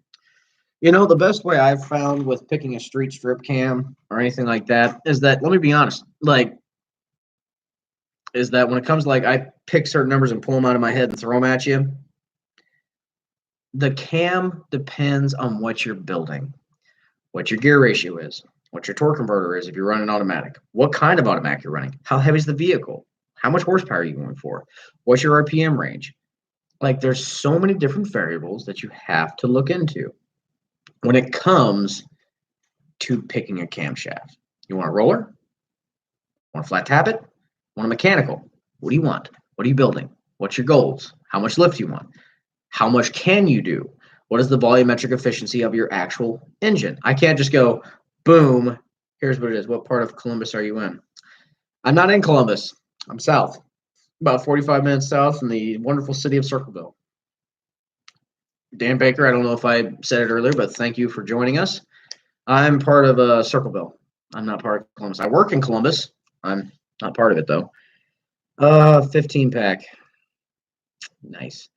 So I used to be able to get Blatz. That was $7 for a 15 rack. So, yeah. Cam degree is critical. Sometimes even comp cam sends you the wrong cam. I'm not speaking on comp cam's part. 284 left, 480 left, and 1200 separation. Once again, John, the best thing you could do is either A, find a local high performance shop and talk to them, or call Competition Cams. Or Hughes, or not Hughes, you're building a Chevy, I'm guessing, or whatever you're building. I actually called Hughes Grind Cams or Hughes Engines, and I called them and I asked them, what can I do for this 318? And they just gave me a whole bunch of stuff. You know what, Jonathan, here's what I'll do. I'll write this down. I will $700 learn about cams for random engines. Hey, Holly sponsor. Fuck. If that happens. Because here's another thing. Is even though you're doing this in a truck and the gears and the stall and everything like that, I don't know the limitations of your heads. I'm not going to spit something out of my mouth that I'm just going to say, try this, because now you've spent money on something that I don't even know about, that I'm just trying to keep you talking about cars, beers. Jonathan, I greatly appreciate that. But the thing about it is I just want to make sure you guys are taken care of. Like, oh, I just know this and I know that. I'm not going to do that shit because you just now spent money on a cam that your head or your engine can't take. You have to worry about the piston and the valve clearance. When it comes to actual lift, you have to worry about retainer and spring. You have to worry about coil bind. There's a lot of things you have to worry about when buying a cam. I'm not saying this to make anyone scared or fearful of doing this, but you should call any kind of reputable person that's a hotline, Summit Racing, anything like that. Okay, here we go again. Dan Baker. No one with 79 to 81 Trans Am parts looking for a shaker for my fluid nozzle. Nope. Dan, if you want to, we have a Facebook page. Become part of that. I will look into see if any of my network has any Trans Am parts. Shaker. Sorry, I write very hard. So Trans Am shaker hood piece. A.C.C. Yep.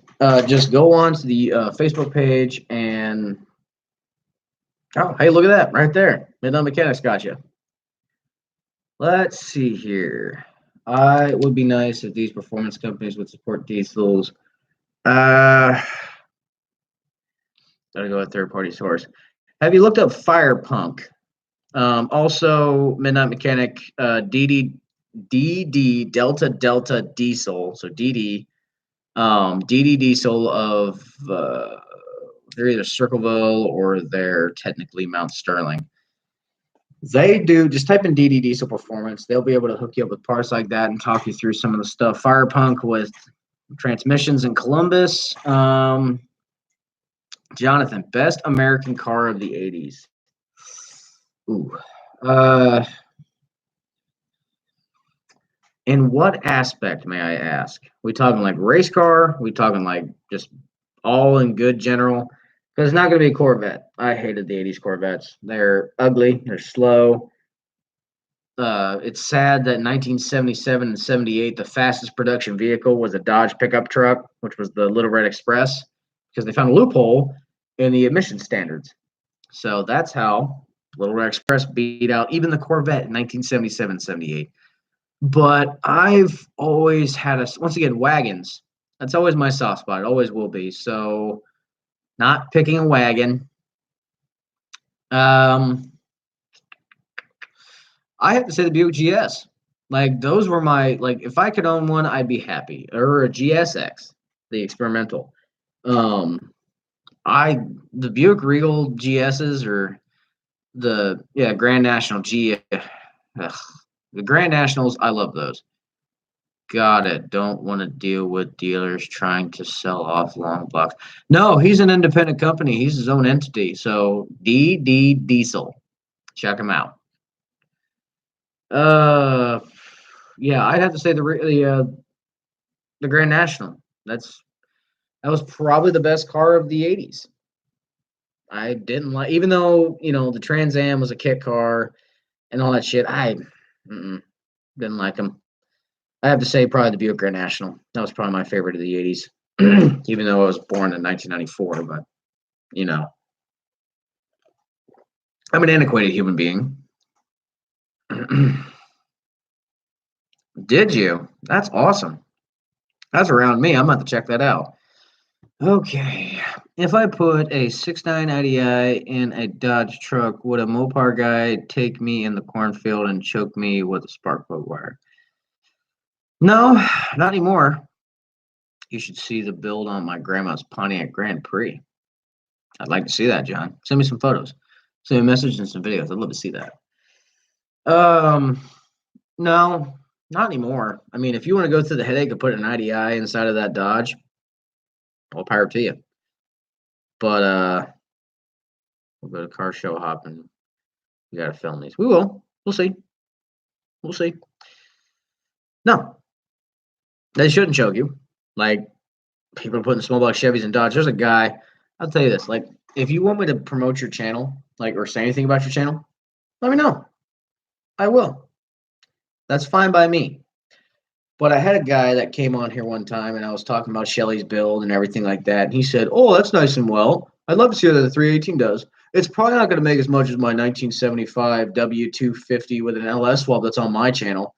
If you're going to be pompous and be a dick about it, then you're going to aggravate me." It's like, you could have just asked.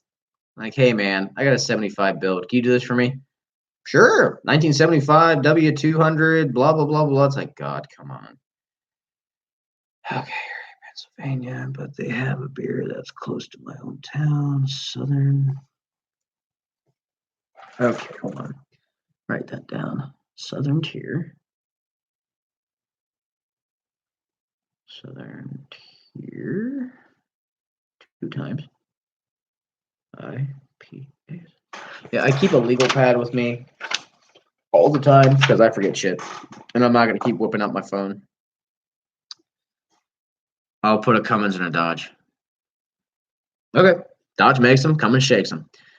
Originally from Erie, Pennsylvania. Oh, Christ. I have my dad was in the United States Marine Corps, and his scout, because he was a sniper, is located in Pennsylvania. But crap, I cannot remember where he's located for my life. I love Pennsylvania. It's like Southern Ohio, but way more mountainous areas, more Appalachian, Appalachia, whatever you want to pronounce it. But yeah, Pennsylvania is a beautiful state in itself, and yeah, I'm glad to hear. The Midwest is always good, like beautiful. Like no matter where you go, there's going to be shitholes, and no matter where you go, there's going to be beautiful terrain.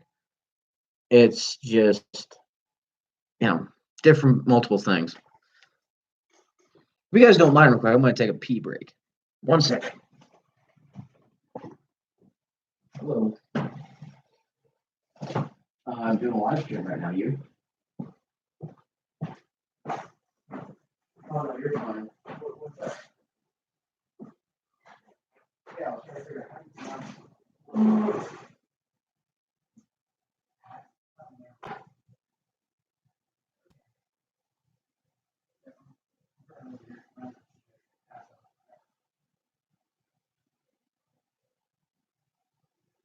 All right, well, ask them that. Sounds good. You too.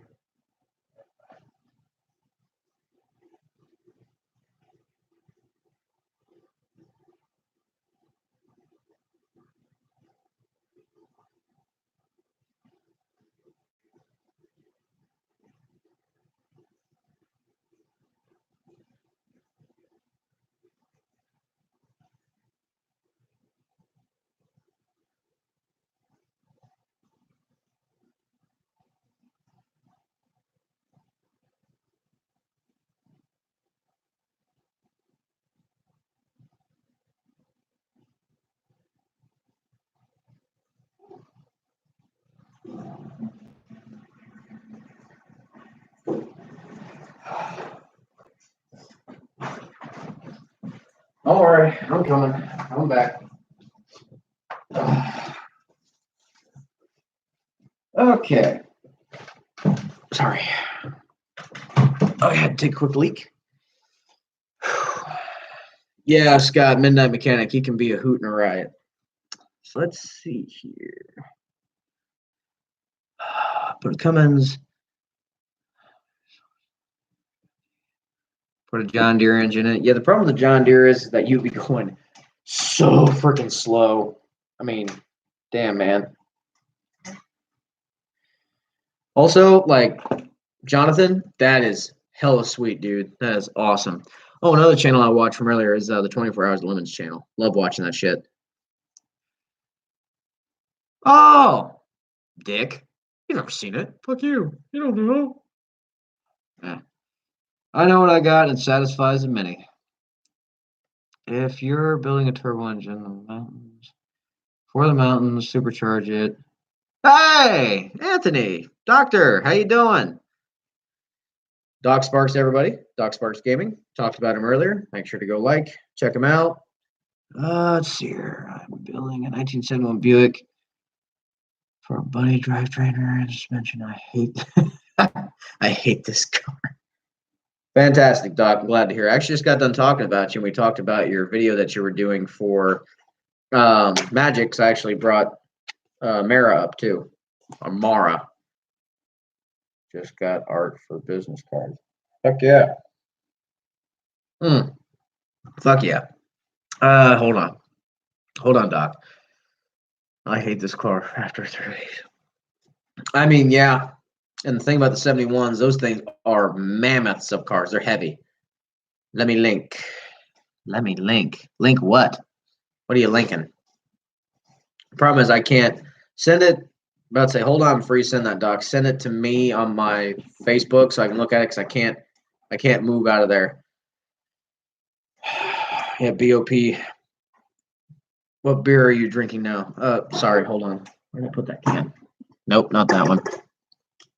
This one. Hawks.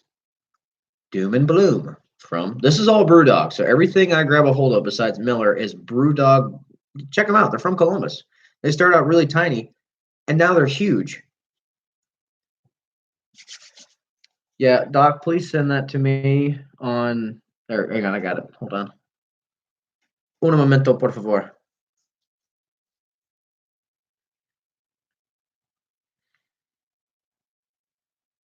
That's awesome. Really cool. Kind of like your channel. You saying that my channel's dead off of that, or are you saying 1,000 pounds of rust is my channel?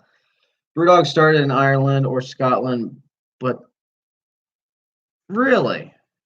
Shit, I must have heard wrong then. Thank you for correcting me, Dan. Look that up so I can make sure my facts are correct.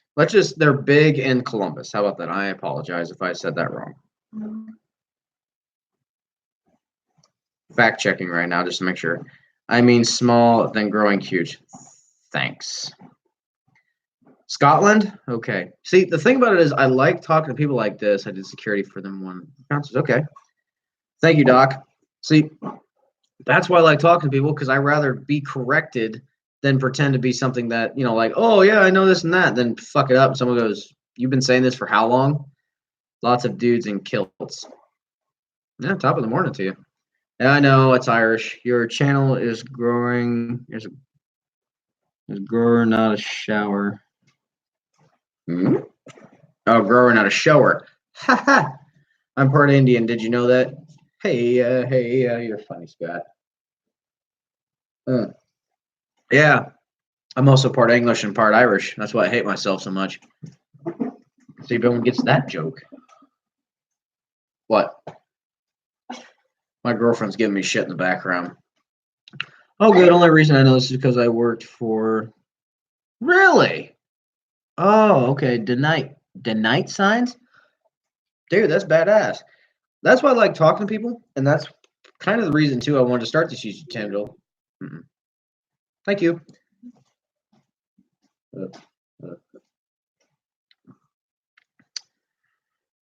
Day night. Day night. So hung a. I started this YouTube channels because I wanted to meet people. I wanted to talk thermoquad versus quadrajet. We'll get to that in a second. I just wanted to meet people. Like Facebook helps you branch out to people, but if you start a YouTube channel and you talk about certain things and you get to know people through different connections and everything else, you find people that like what you want to, that are from, like, for instance, Derek down there, if you're still in here, you're from Australia. I would have never met you in my life, even though, real quick, get my another beer and I'll talk about this. Okay, tall boy or regular can? You pick, go.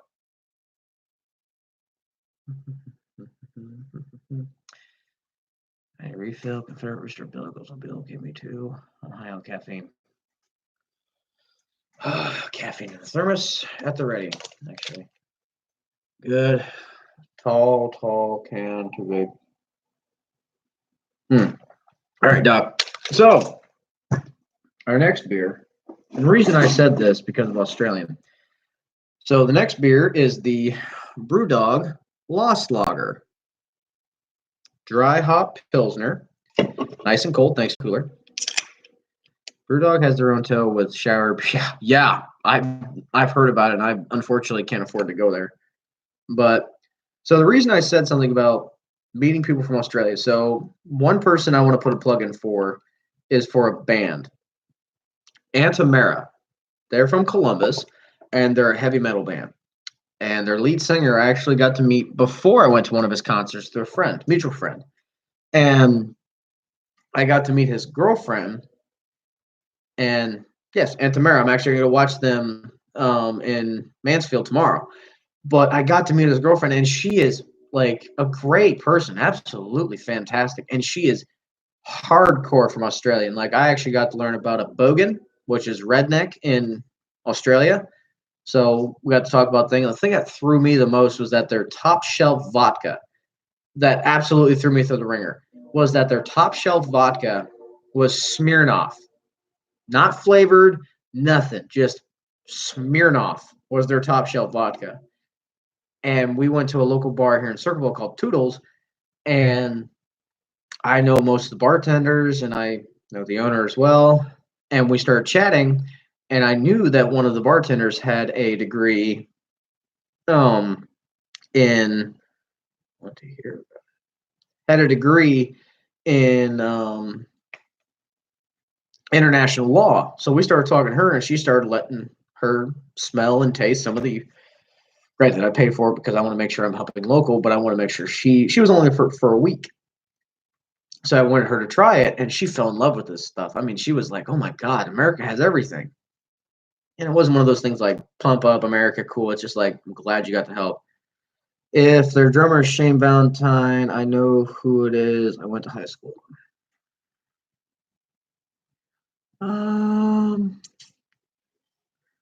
Buick Gold's Pontiac. Okay, yeah, it's a 455. 455s are fun. Just got to make sure that you don't get the one with the big bearing because they like to eat themselves alive. Because they thought, oh, a big bearing's gonna be great.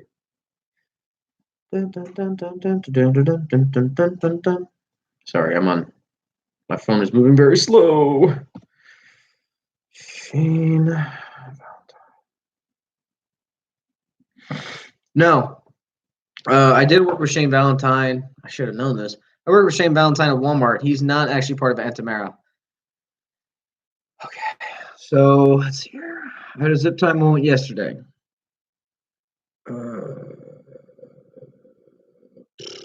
I smashed my finger and screamed like zip ties.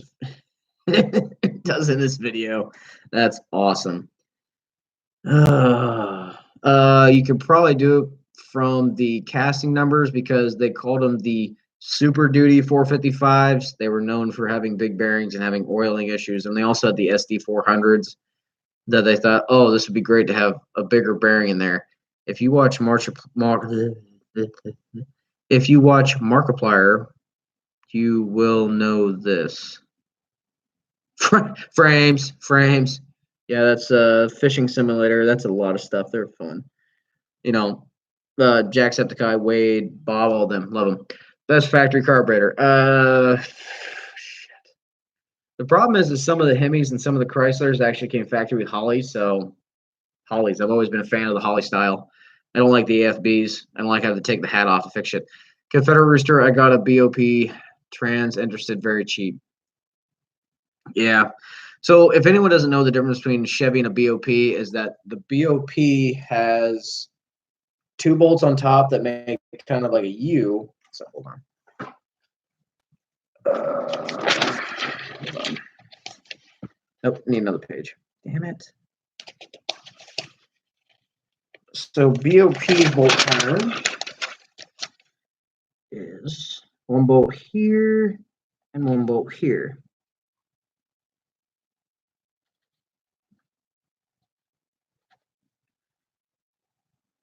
And Cadillac was the same way. So here, BOP, instead of having an actual hole right up top, they had a U shape in the top of it, which actually clarifies that that was a BOP and also Cadillac style as well. The Chevys actually had a bolt right up here. This is for actual, like, this isn't correct. This is actually just to show you the difference. But Chevys was a little bit further down. But even though it's Buick, Olds, Pontiac, Cadillac also shared the same bolt pattern. Chevy and later on Oldsmobile started using Chevy engines. They actually had a massive lawsuit in the late 70s because they're like, "Oh, I'm buying Oldsmobile, I want an Oldsmobile engine." And then GM came back and said, "We're building GMs with GM stuff," aka they were putting Chevys inside of Oldsmobiles and everything else. Boat, you mean Bolt? Shut up, Scott. I know you kid. It's okay. BOP is just a dick way of meaning a pain in swaps. Yes. FS15 player here. Yep, Farm Simulator. Farm Simulator. That was actually part of my agricultural thing was to play Farm Simulator. Dumb. What else? What else? So who's my 12? Like who's the 12 people that are currently in? Can you guys sound off? I know I got Midnight Mechanic. I got John. I got Scott. Confederate Rooster. I think you're still here. Tanya, I think. 13. We got 13. Doc. Dan Baker, you're still here. Fantastic. So, Dan, how about this? You guys tell me what your favorite beer is, because there's 12 of you, right? If you don't drink, you don't have to sound off. Tell me what your favorite beer is. Dan, I know what yours is. Oh, Derek, you're still here. Fantastic. So I'm going to make a list here. If I can get them, I'll try them. I'll make a whole episode of just the fan recommended drinks. So I'll even put I'll put Confederate Rooster, Derek down there, everything near it. Just tell me something that you would want me to try. Okay, John. Bud Light. I already know what that tastes like, but I'll be willing to do an episode on it. Doc. Iron Maiden the Trooper. Is that an actual beer? Or are you fucking with me? Get Go has Southern Tier. You can get it at Giant Eagle, I think. Sorry. Oh, dude, Zima. No, fine. I can find it. Coors. How about Coors Banquet? Is Coors Banquet okay, or you just wanted me to do Coors? Doc. Iron Maiden. I'm gonna try. Zima. They used to sell Zima at the Speedway up near my work. If you can. Gabriel? Oh, Christ, where'd you go? Iron Maiden the Trooper. Trooper?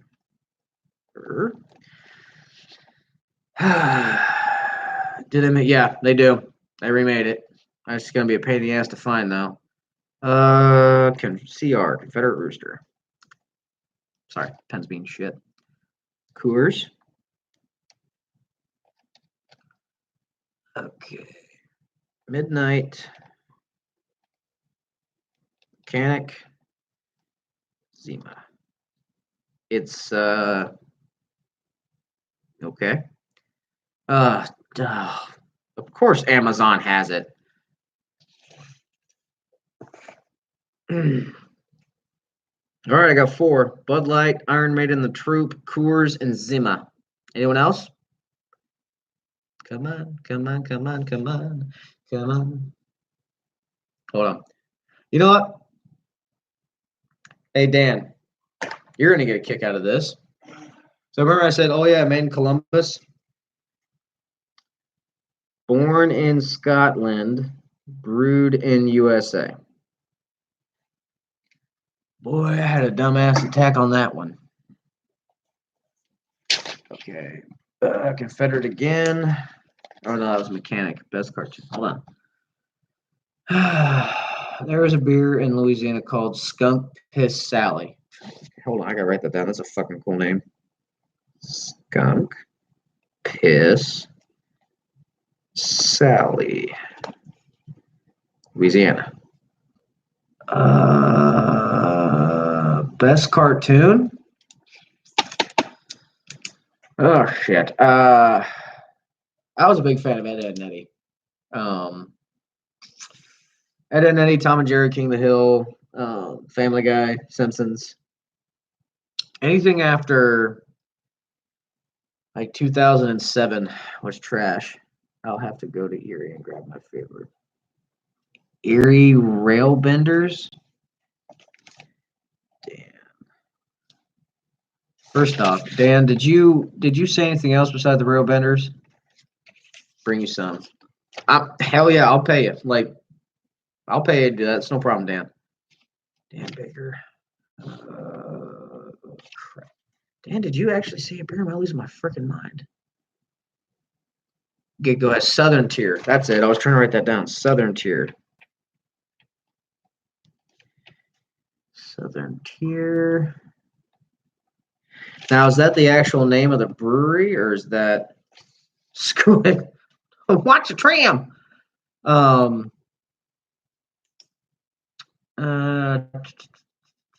Dan, is that the actual name of the beer, or is that the name of the corporation?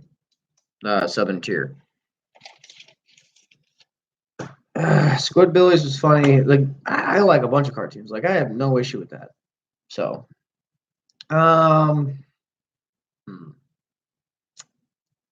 next time my girlfriend comes down, I'll have her bring him some. Yes, Southern Tier is the brewery. Okay. Is stupid brewery. Yeah, just to let you guys know, there must be a little bit of a delay. Dan, I'm too drunk to talk about buying anything. What are you talking about, Confederate? Go on Amazon, buy everything. Maybe Summit Racing or AutoZone. So, Erie Brewing Company is one that makes the Railbenders. Erie. Okay, Erie Brewing. That's one thing. If this thing does explode, like, if A.C.C. does explode, whatever. If it doesn't, whatever. This is the kind of stuff I like to talk about, is that I'm actually getting a one-to-one with people. If it gets bigger, then I'll make sure to make meet and greets. And the thing about it is I want to be able to make sure to sit down and talk to everybody. That's not a, oh, nice to meet you, I'm Dave White. It's going to be an in-depth handshake, everything. I'm making you work. Sorry. Yeah, it's fine, brother. No problem here. But the thing about it is I do like talking to people, like Railbenders. And I would never hear about certain corporations or anything like that if I didn't talk to people. My grandfather, he broke horses as a kid, and that's where he learned sales. And this is my dad's dad. And the guy actually went to school for English major, double English major, and became a teacher from 1968 to 73. He stopped teaching in 1973 because there wasn't enough money, because he had my father in 1966. So he was trying to make ends meet. So he went into sales. And he already learned sales from my great grandfather, his dad, from breaking horses. And he said the thing about it is you can talk to anybody, and the problem is if they just don't want to talk to you, you saved yourself a breath. You talk to them, what's the worst thing they're going to say? Piss off? Go to hell? Fuck you? What? But if you start talking to people, you now learn something about them and maybe something else which will help you down an avenue of building relationships with different people or maybe helping yourself. This man was very inspirational in my life. So was my dad. I made up skunk piss, Sally, just fucking with you, but I'm copying. Written the name. Hey, Confederate, just for you. Had to unsheath that one. You gonna start bringing your stuff to car shows? I brought the wagon. What I do is, my grandfather got kicked by a horse. Thank God he's alive. Yeah, my grandfather, he's 5'4". Problem is the horse tried to kick him and go over his head. But yeah, I actually took the D100. So what I do is I'm also a son of AM vets. I do a lot of things for the community. I'm part of a local lodge in Kingston, Lodge 624.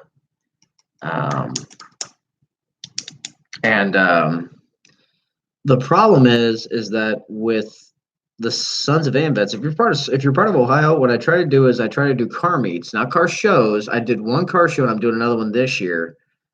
But the thing about it is with the car meets, anything goes. That's the whole premise of my car meets is that anything can come. I don't give a shit if it's your grandma's station wagon, minivan. I don't care. The car meets are meant to come meet people. We ask for a cash donation. We're not going to sit there and pry left and right of paying money. All the money that comes from the car shows and comes from the actual meets. Excuse me, what is Son of AM vets? Hold on, Confederate. So all the money I make from the car shows with AM vets, all the car meets, it goes straight back into the AM vets. AM vets is American Veterans Association, which helps all veterans that have served in the United States military. The son of AM vets is personnel who has not served in the military but has prior service military in their family. The sons of AM vets are set up just like the Women's Auxiliary and the trustees and the AM vets, sons of AM vets. 3 different tiers.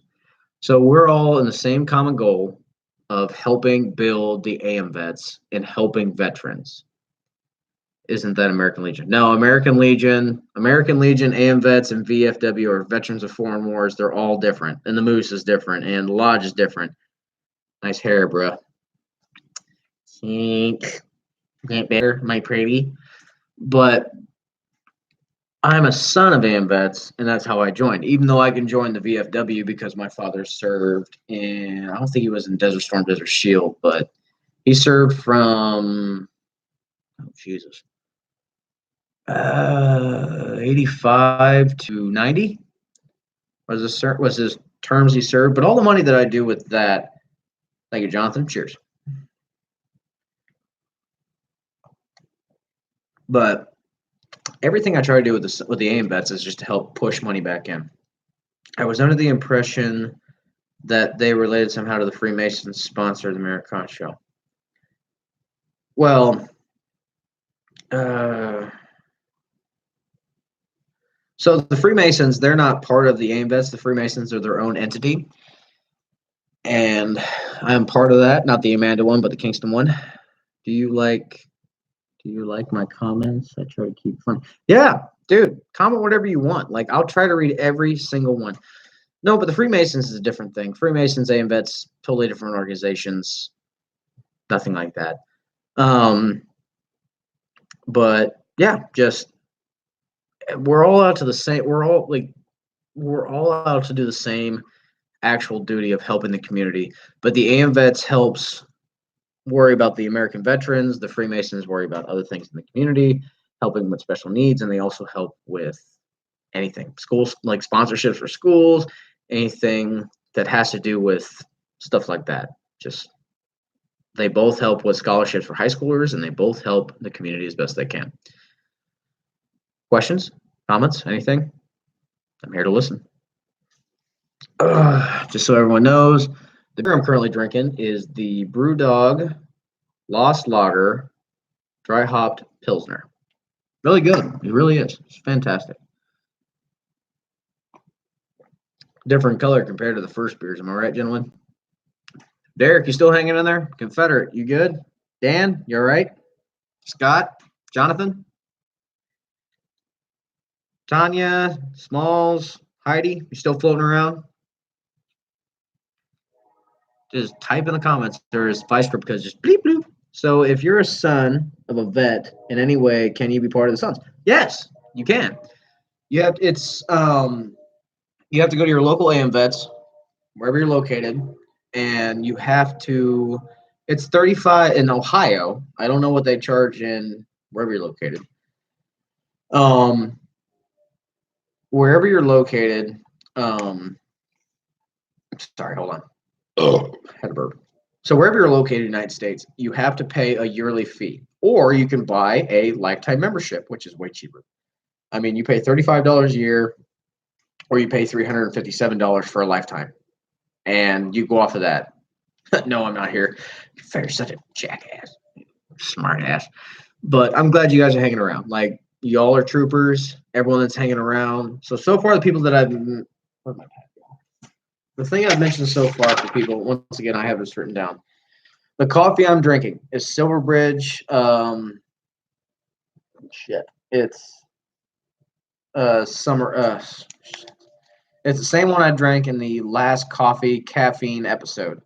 Good coffee. Roundtown Radio. They actually are. They're putting an advertisement out. Go listen to the stream. They have a stream on their website. It's Roundtown Radio. Just listen to their stream. You might actually hear a sponsor from the A.C.C. Garage. It's awesome. Dr. Sparks Gaming. If you like video games and want to help a friend out of mine, Dr. Sparks _ 216 Gaming on YouTube. Antamera, heavy metal band. Great to hear. I have no problem. They're a great group. Brewdog. If you ever go to Brewdog in Columbus, ask for Courtney. She'll hook you up and she'll make sure to help you get your needs and help make sure you're having great hospitality. Uncle Tony's Garage and the YouTube community. You guys are awesome. I can't wait to meet any of you. I would love to meet any of you in person. Blackwing Studios, Mara, great. And then also the biggest person that has been a big, huge influence. You've seen the logo, the A.C.C. Garage logo. Originally, her name on Instagram was Olive to Design. Now it is 2C Designs Studios. That is T, as in Tango, Utah, Charlie, Indigo, Design Studios. She's the one, her name is Sarah. She's the one that went all out on this thing and is absolutely fantastic. By the way, get a USA membership. You qualify for membership. Yeah. I have to do that. I actually had a USA account at one point in time. Anthony or Doc, just go ahead and put down an actual link to your YouTube channel. Just go wherever you need to. Just do it. Let's see here. Midnight Mechanic, he's one of the big sponsors. The biggest guy that's actually been here for a lot of stuff has actually been the 1984 Chevy C10. Scott, he's been a big guy that actually has like commented on the videos. He's watched all the videos. He's, all this stuff. And Midnight, you can give me as much shit as you want, but actually the original logo, which is on the back of this cooler, which I'm keeping, is I asked a buddy to make me a design. So, hold on. Oh. So that one right there, I literally told my buddy I wanted to look like a coffee stain on a napkin, put the name in it, and then put the Ohio flag and the United States flag on it. That's it. And then I thought, you know what? I'm just going to see what's out there. I went to a gentleman who does all of the roadkill sketches and doodles, A.C.C. Checking. Hold on.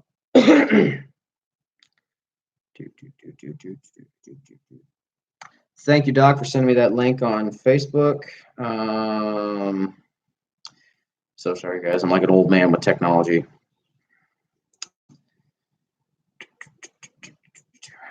So, wrong one. Shit. STC. It's STC Doodle. He does all of the stuff for Roadkill's design, and he just does a bunch of artworks that are more of a cartoony feel. David, welcome. Hey, from a blizzard in southeast Dakota, or southeast South Dakota. You guys are getting a blizzard right now? Dude, I'm so sorry. I'm so sorry to hear about that. Don't send that shit to Ohio, whatever you do. And then this is the wonderful human being who made the ACC Garage logo. Don't believe me? Come on. Do, do, do, do, do, do, do, do. Right there.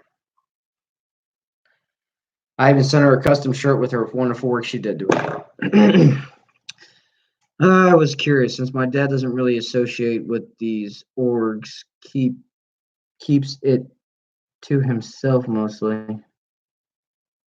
What do you mean your dad keeps it to himself? Midnight. I was sent to the office in school and answered roll apps. Jesus. Yeah, no bliss in Louisiana. That's nice. Oh, Smalls, I'm glad you're still hanging in there. I appreciate it. Grandpa got knocked out by horse, but still alive. What's the surname? That's 5'9". Sorry, I'm just trying to go back through and make sure I didn't miss anything for me. It's a special show. He keeps it to himself, doesn't go out of his way to join groups and marks. Okay, understandable.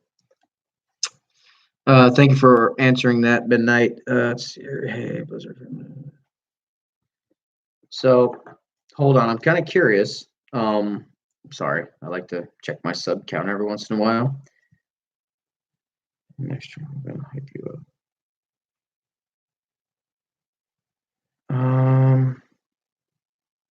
I'm sorry. Just give me a second. Yep. Still at 315. That's badass. I'm happy with that. I'm back, baby. Welcome back, Scott. The biggest thing about it is, if anyone doesn't mind, just tell a friend member about what's going on here. Just ACC Garage.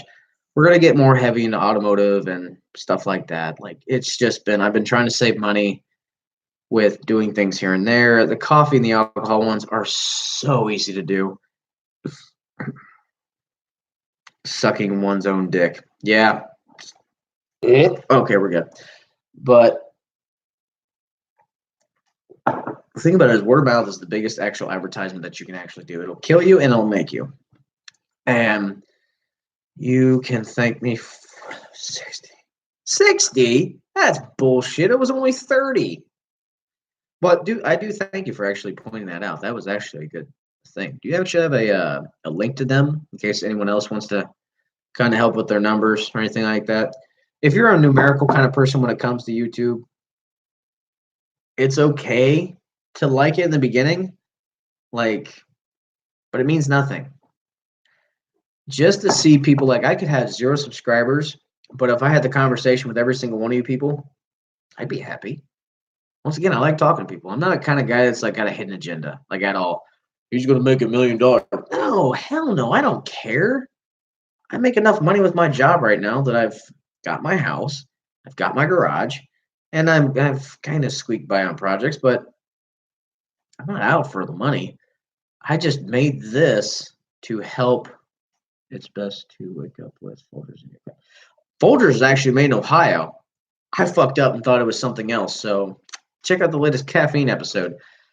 I look at this as an opportunity for me to push myself to get back into what I am passionate about. You want to see a guy, like, literally every time that even a coworker or an engineer brings up anything about car related stuff, I'm like a kid on Christmas. My eyes light up. I'm so happy. I go from being quiet and drony and pissed to happy, energetic, want to talk about it, want to educate, want to fluently talk about things that I love. And automotive and cars are just something that I will not let go of. I will be 80 years old, probably losing my shit and shitting my own pants. But I absolutely just love cars. I love carburetors. I love old cars. I just like how you can tell the difference between something that was built in 1965 compared to 1966 just by something, because they decided to change it up. Nowadays, it's a cookie cutter car. Like, I'm passionate about those old cars. I'm passionate about everything. Like, you do cool stuff and enjoy sharing it. I try to. If you get a Canadian C4, would it be cool to rename my channel to? That's up to you, brother, man. The thing about it is, there was a book written by our current president of the United States. No political shit. I don't deal with it, but I'm stating he made a book when he was back in the 80s that you need to pick. If you're willing to make a brand of something, you need to pick, like, you need to pick something you want to build. You want to build off a 1984 C30? Do you want to build off Scott's Garage? Do you want to do this, that, and the other? Yes, Scott. But I try to steer away from any kind of political stuff. That's like literally number one rule of A.C.C. Garage is nope, no political shit. I'll ban your ass instantly. Like, I don't want to hear it. I get enough of it through work and people. And in the state of Ohio, it is a thumping headache of a topic, and there's nothing ever good about it. But he wrote a book about where if you want to be successful and you want to make something out of it, you have to pick a brand. You want to build up something, build a logo, build a brand, start with that. Like, even though I technically have two different logos, I have this one, which is located on every single hat I build, and then the main one. But I put both of them on there because this right here, the people I went through took the actual lettering from the logo and made this because I was digging the 1970s kind of feel of like the old stitched in tags and everything, and that's what I wanted to do. No, Scott. No, I'm not gonna ban you for saying saying Trump. And now if you were sitting there, like I've seen in Uncle Tony's, like someone will go Trump 2020 and just do Hillary, whatever. Like, you're gone. If you want to make a conversation about that, you're gone. Ban Hammer. Where's Fubar when I need him? Our crackhead garage. Your crackhead garage needs to hurry up and get done. Yeah, I agree.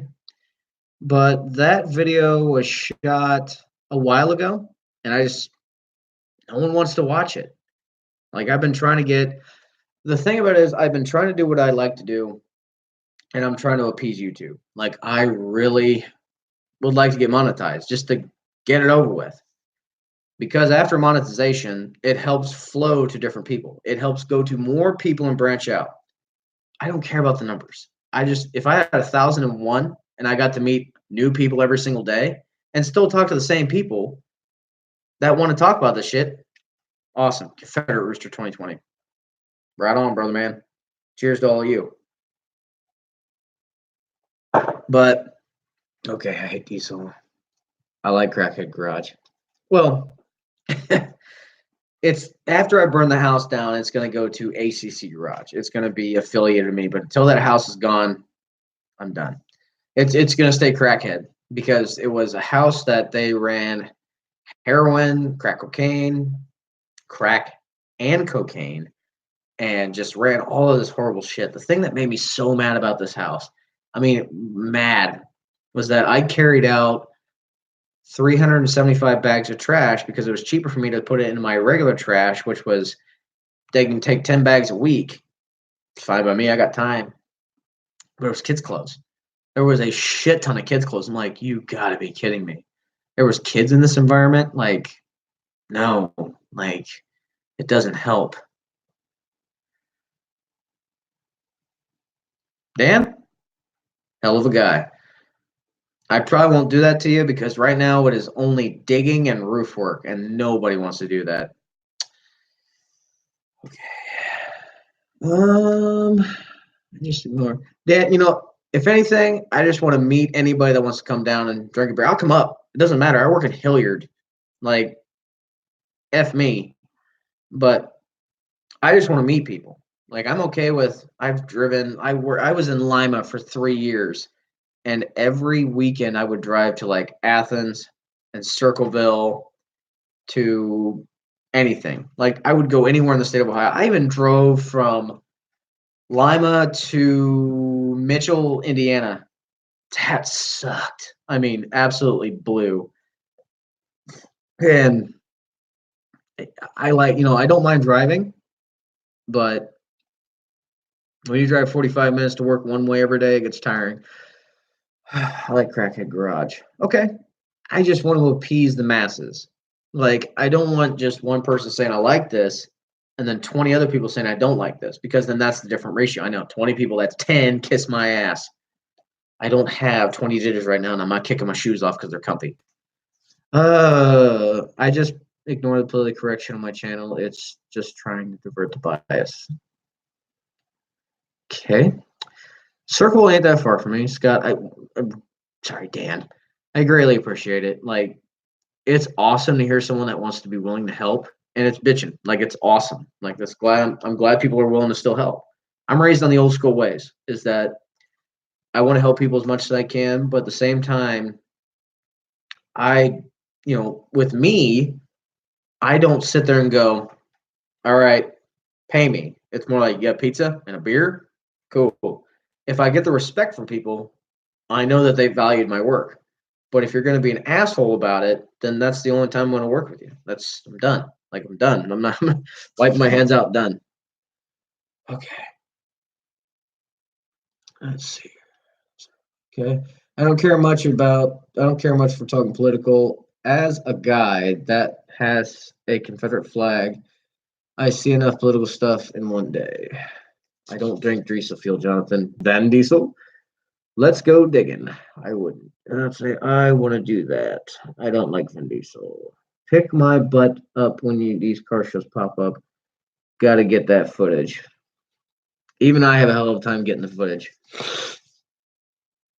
I'm just surprised a wild crack hasn't came out of the bushes like a Pokemon battle.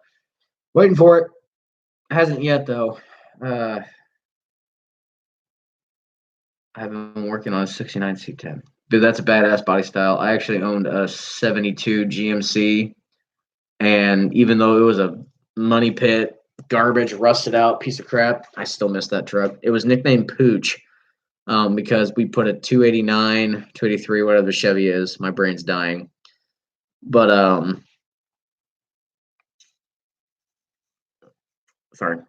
I, it was a It was a 3-speed Saginaw. It was a wimpy ass truck. Me and my buddy bought it. I bought it, and me and my buddy are trying to do it just to piss off the autocross guys and just blow. We were gonna blow the motor sky high, but just so many things popped up. We just couldn't make it. Then I lost interest, and I drug it home to Circleville, and it ended badly.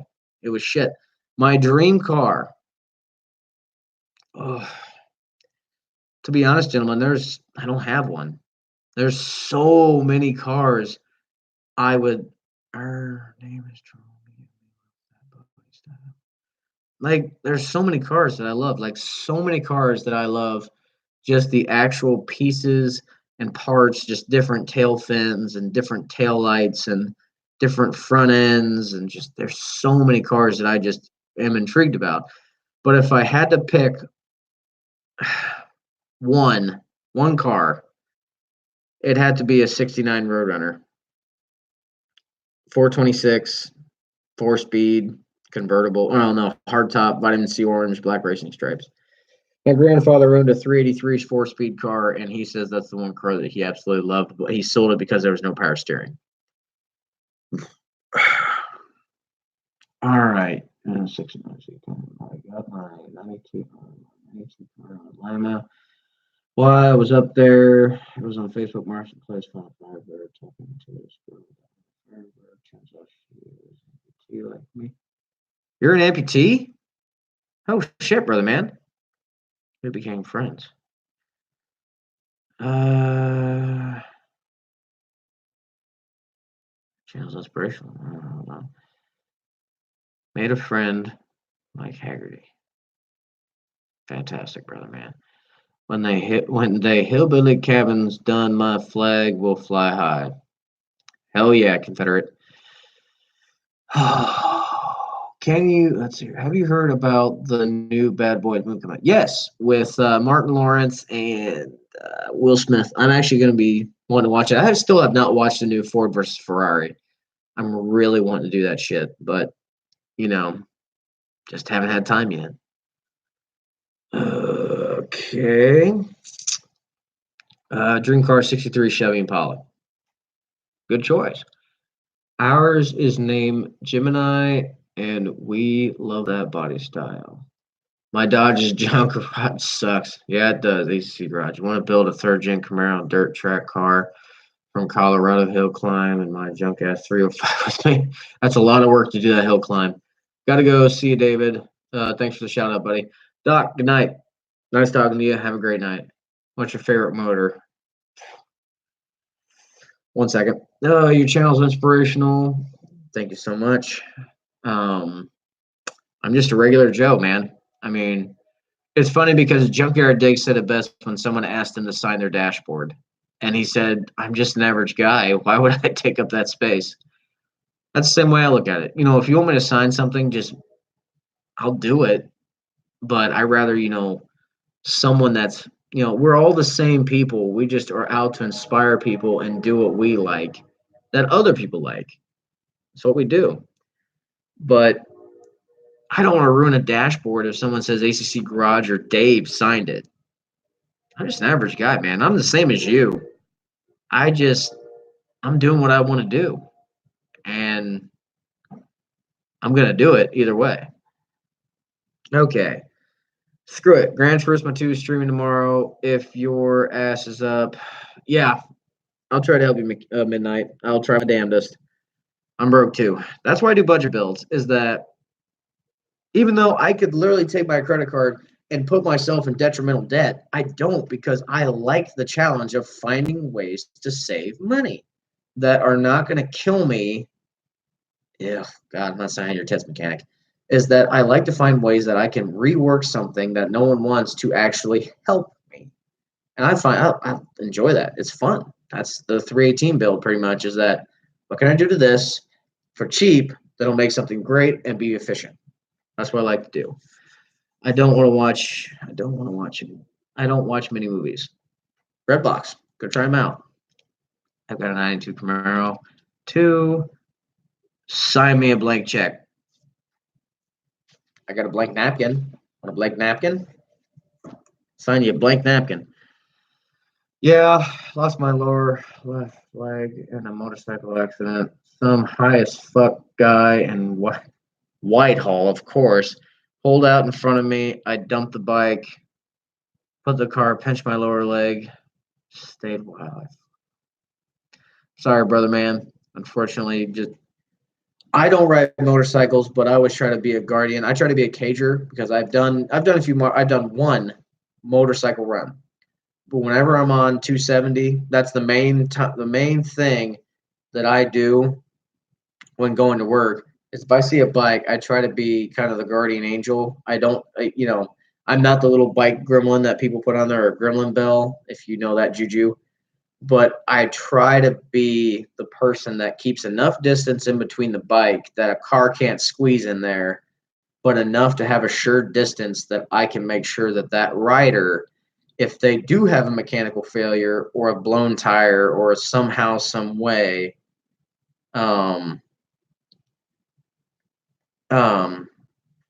have an issue, I want to make sure that they're in a safe spot that they can actually get to the side of the road or no one else is going to clobber them. Because 270, I've counted fucking 25 people just from Roberts Road to 23, just 25 to 30 people on their phone. And it is just an abomination. I've done it before, and I've sent a quick text saying I'm driving, that's it. I should have called them. I don't do it. But when I see a motorcycle, it's just like, holy shit. Like, good job for you. You have the balls to do this, but at the same time, it's just like, I want to make sure you're safe. And yes, I'm a cager. Midnight, we talked about it before. I'm subscribed to your channel as well. Thank you, brother. I'm glad I'm not the only cheap one. Everything's a budget build. Everything's a budget build, but it depends on how big your budget is. And my budget's that big. Yeah, you can make a joke about that, whatever you want to say. The town I live in has a movie place. I watch a lot of TV shows. Letterkenny. If you got Netflix, Letterkenny. Funny as hell show. I love that show. I'm glad you're that person, David. Thank you, Scott. I am too. I want to do a cheap diesel build. The only one that came to mind is an Oldsmobile 350. But the 6.2 works a lot better and fits like a dream. I want to show the world it's possible that still fits. Yeah, never. There's actually a 6.2 sitting in a junkyard in Circleville midnight. I probably still need to keep. I'm going tomorrow to get the front clip. Yeah, never again will I ride a motorcycle. I'm sorry to hear, Dan. I'm unfortunate. It's unfortunate that some dipshit took that privilege away from you, and I wish I could help with that, but I'm sorry, brother, man.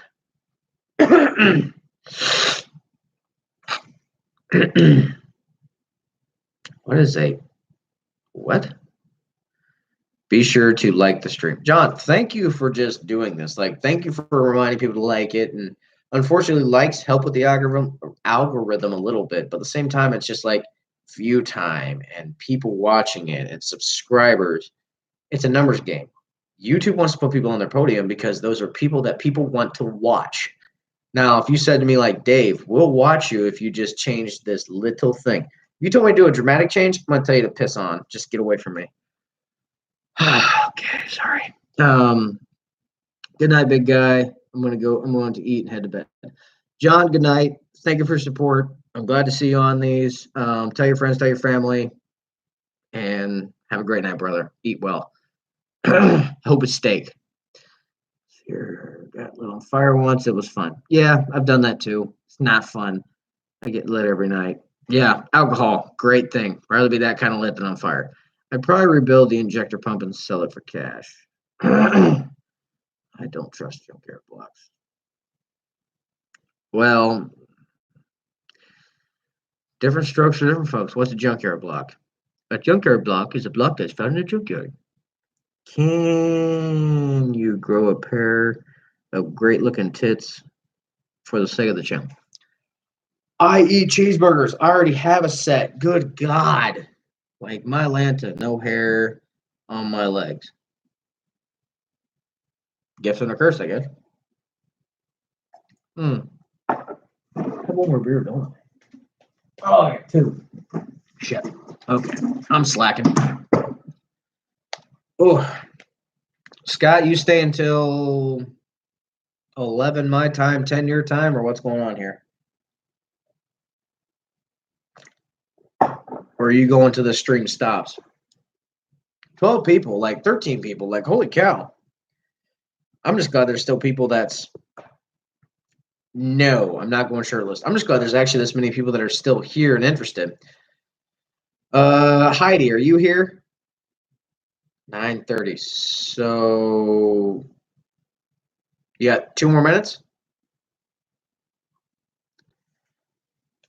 I'm gonna go as long as there's people here. As soon as I see that big 0, I'll cut the stream.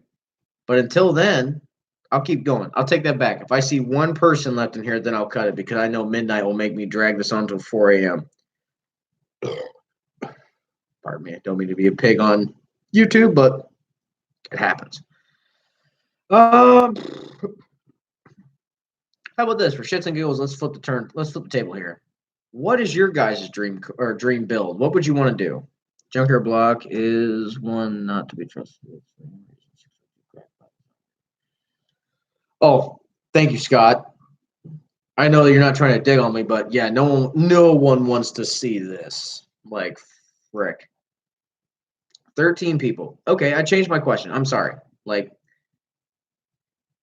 how many days of the week would you want to see content? Would you want to see an alcohol one day, a caffeine one day, a car one day? You want more car content? You want more alcohol content? You want more coffee content? What do you want? What do you guys want to see? Because it doesn't matter if what I want to do. Like, I love doing what I'm doing, but I'm also here to help appease you. And, I do things I want to do, and they're going to get uploaded sooner or later, but I want to know what you want to see. I want to know what you like.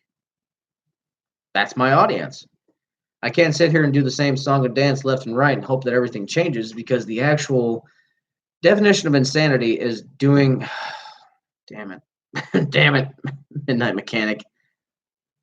Doing the same thing over and over and expecting different results is the true meaning of insanity. And mentally, I find myself insane, but I heard that.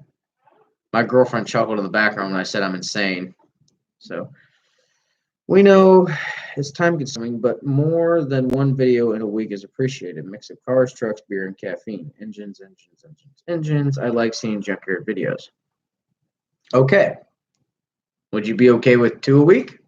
Or do you want 3 a week? I won't be able to start doing this until after February because I will not be in the state of Ohio from February 5th to sometime. So I'll pump out videos. They may be shorter. They may be not as in depth as I'd like them to be, but I'll still pump out videos so long as you guys will watch them. 2, please. Okay, maybe 2. All right, 2. Okay. I can do 2. That's no problem. But you have to give me till March. Can y'all do that?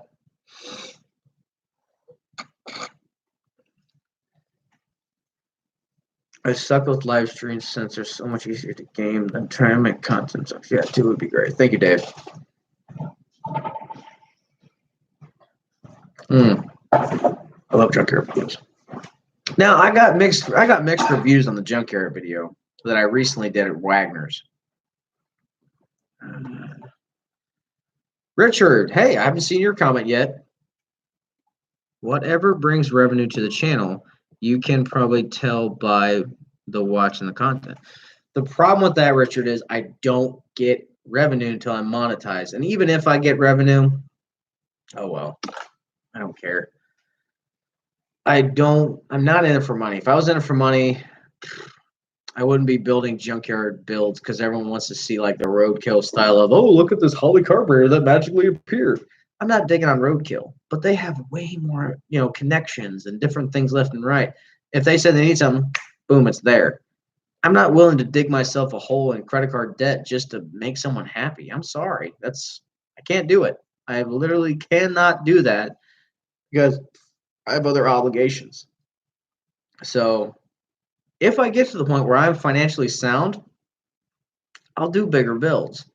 I have no problem with that. But as of right now, I did the opposite of what the YouTube lifestyle is that I bought a house, then I created a channel. So giving away to people. You're a smart ass, ain't you? I hope one day if I do go down south again, I was actually in White, Georgia last year, and I wish I would have made a video. I was at Classic Car USA. It's absolutely beautiful. It's nothing but cars. It's beautiful. Awesome place. It's 40 acres of old cars, nothing past 1983. It's amazing. Okay. And no, you'd have to get me to 250,000 subscribers for me to give something away. Because believe me, I am Jewish as they come. It is not as a religion, but actually in a wallet. I was told by my grandparents I pinched the pennies so hard I leave bruises on Abe Lincoln's face. And as my grandma said before, if they still had the buffalo nickel, I would squeeze it so hard the buffalo would fart. All right, I'm waiting.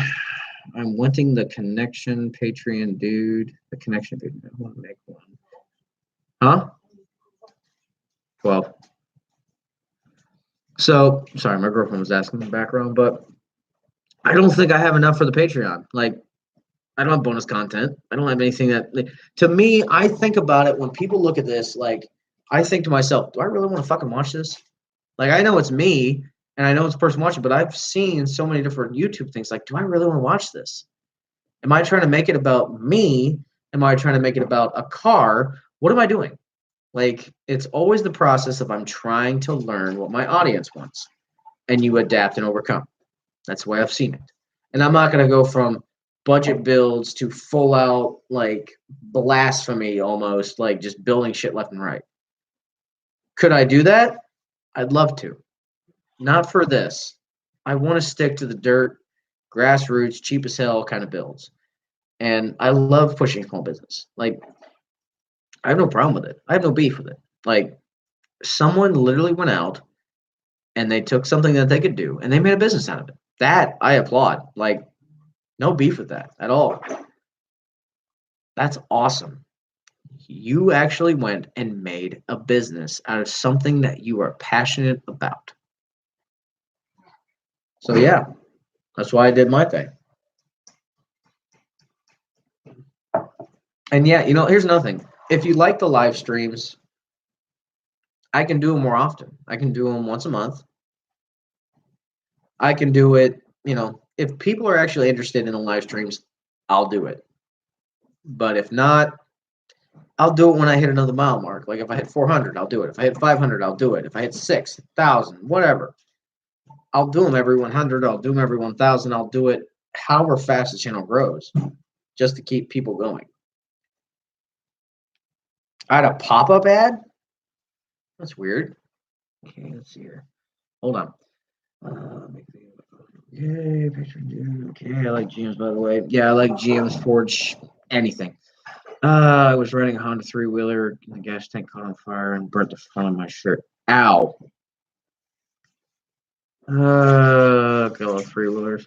I actually have a coworker who has an A.C.C 70, I think. And actually, the joke was at work is that I would race him on my Craftsman lawnmower after I hopped it up versus his A.C.C 70. And he's talking about putting a Predator X something engine inside of it. So I got my work cut out. So that'll be fun.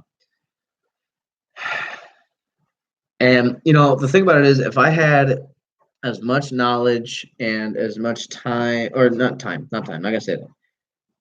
As much knowledge and stuff to work on and a place to facilitate the work, I would do the same thing as Uncle Tony's Garage. Save those. Don't throw them away, please. Fun, deep death traps. Yeah. That's how you break collarbones and you break your arms. But I would do the same style as Uncle Tony. It's just like, film me coming in. Here's what we're doing. But the problem is you have to snip and you have to cut and make sure that you're showing what you want to see. In the next video with the 318 heads, it's going to be pretty much me talking about how it's going to be two different budget builds. Like I'm gonna veer off, and you're gonna look at me and go, "You're something stupid." But is this phone some sort of Tinder app? Phone? But what I'm gonna do is like continue the budget build, even if I bought the Magnum heads and then had the failure, and keep continuing to go off of that price. And also, if I just had gone and been smart and stuck with the heads off of that engine, I picked that engine specifically because the cylinder heads were the predecessor to the actual Magnum heads. They had the heart-shaped combustion chamber, even though they had a 176 intake and the 150 something exhaust. They talk about how you could actually punch them out to a 2.08, which is stupid because it's such a small port. But I'm going to do it off of that, and there's going to be two different prices so you can see what would happen if this had happened, if this has happened. I'm showing you a calamity kind of thing. All right, Scott, good night. Thank you for hanging in there, brother. Let's see here. Is what I see budget builds, things that everyone can do under a shade tree. Yeah, I want to be kind of more of the, I don't want to say professional shade tree, but more of a cleaner shade tree with a tarp down, maybe a little canopy, something like that. It's something like that. Only 2 more minutes. All right, everyone, make sure to say goodnight to Chevy C30.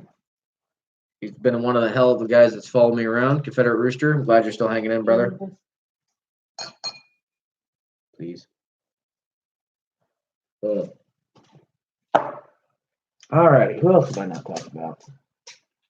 Let me think. The next one's going to be from Brewdog, the Elvis juice. Hunka hunka burning love. Okay. You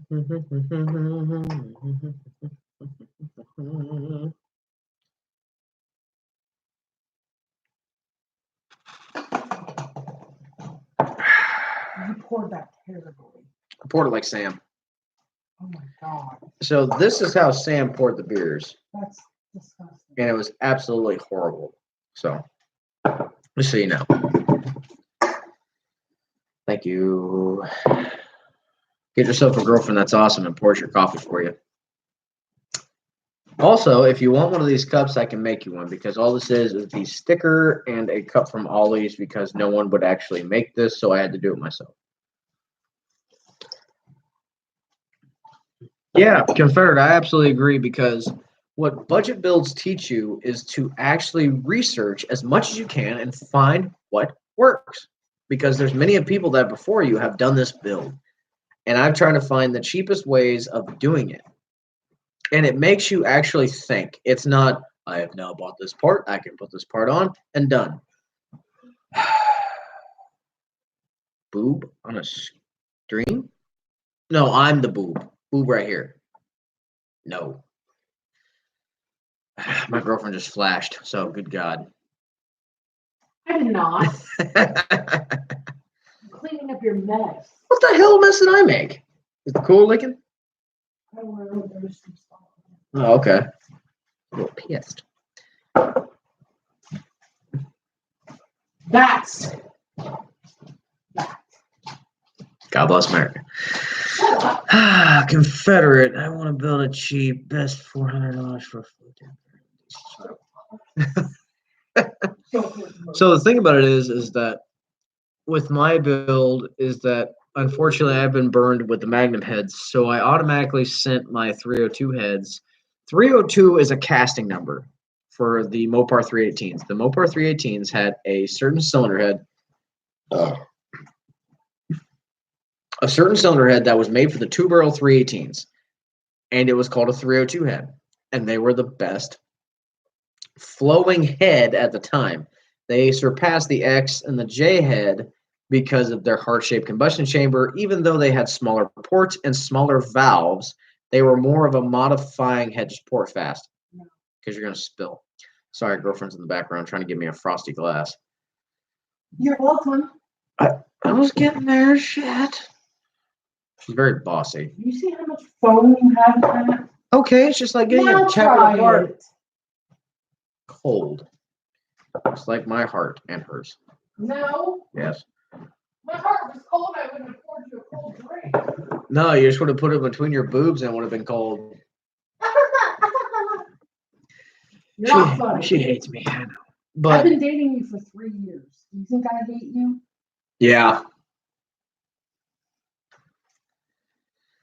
But the thing about it is that with doing a budget build, you try to find that stock parts and helping them. It's like, didn't you make a video? But I did, but it wasn't. They were going to be sold. I was going to sell them to help with the budget, and thank God I didn't because I would have been so screwed at this point.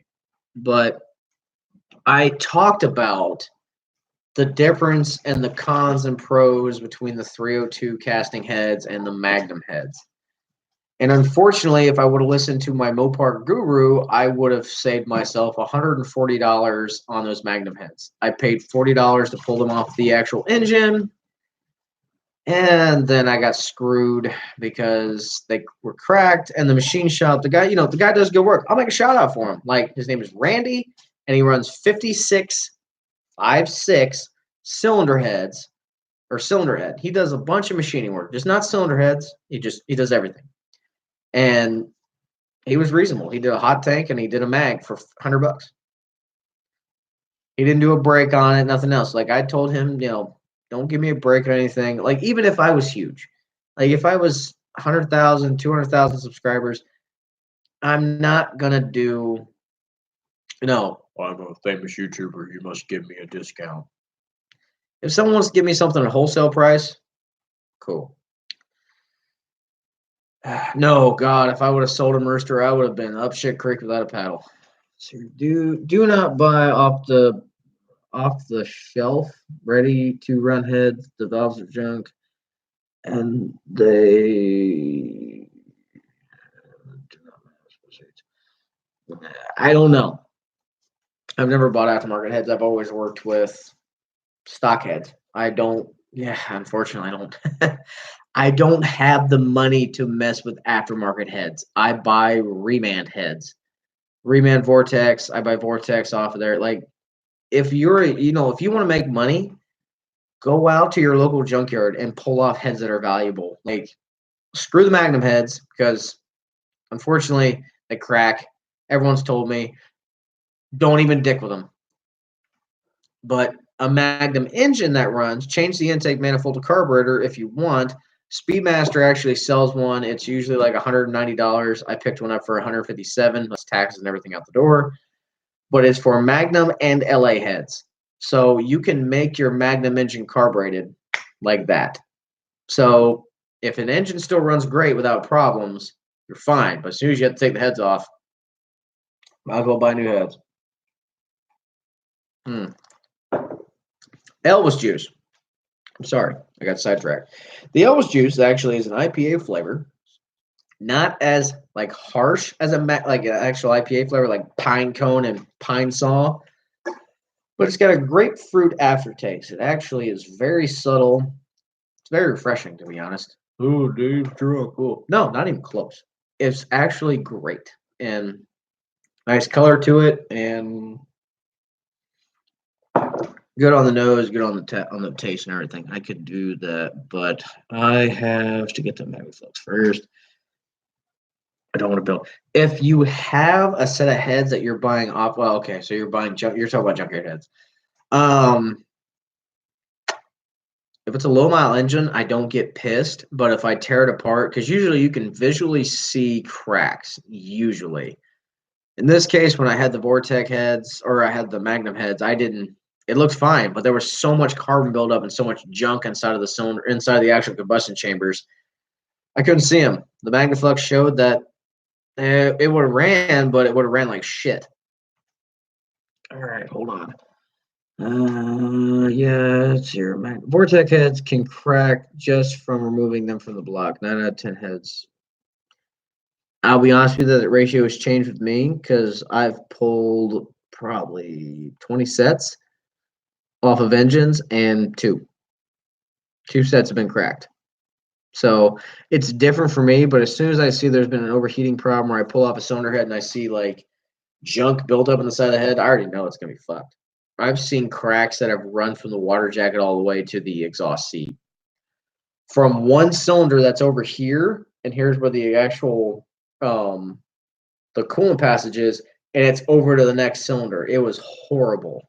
It wasn't the actual intake, it was the exhaust on the other side. It was so bad. No, Scott. I know you're still here, but tell the brony, tell everyone. I don't give a shit what y'all do, what y'all like. I don't care. You like this channel? Cool. You like what you want to do out of here? Cool. I don't care. I don't discriminate against anybody. You like the channel? You do. Cool. You don't? You don't. It doesn't matter. The guy is okay with it. A guy just paid me to pull a 305 out of a 76 truck spun bearing. Should I trash it or build it? I'm going to say this now. My experience, Confederate, is that from 77, some 76 to 79, you pull the heads off that, it's going to crack.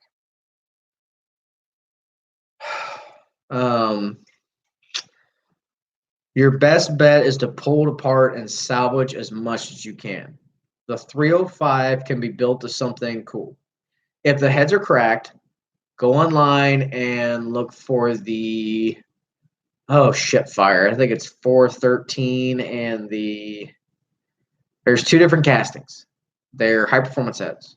Allied Head sells them for like 175 to 250 bucks per head with a core, but those are the Hypo 305 heads. Crack, check, Magnaflux, everything. Just they send them to you, they give you the label to send it back, and you send them back to them. It's done. It's easy. The good news is those are good high performance heads for 305s. If the top end's trash, keep the top end, buy those heads, send them back, and then start slowly building onto it.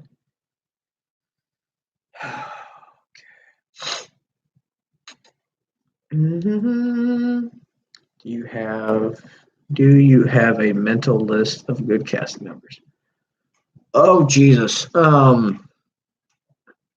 In some aspects, yes, but sometimes I need to refresh my brain because Sometimes the numbers just get clustered together because I'm trying to remember the Vortec number for the good cylinder heads because one of them has an issue because they're located on 30 or 2500s and bigger.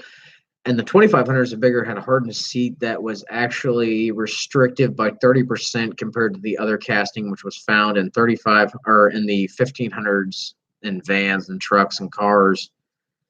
Also, fun fact, if you're going to build a small block Chevy 350, because the junkyard GM, it's going to come back eventually. But I have a plan. The LT1 had the same bore, everything, as a 350, but the ring lands are smaller. They're millimeters. They're not a 5/16 ring. So that actually puts less drag on a cylinder bore. So if you think of a cylinder bore as a braking system and you have that actually coming through back and forth, so the ring lands count as an actual surface that's going to cause friction when it's actually going by. The problem is you have to make sure that your ring lands have a different, they come by PSIs and they come by this and that. But here's the thing.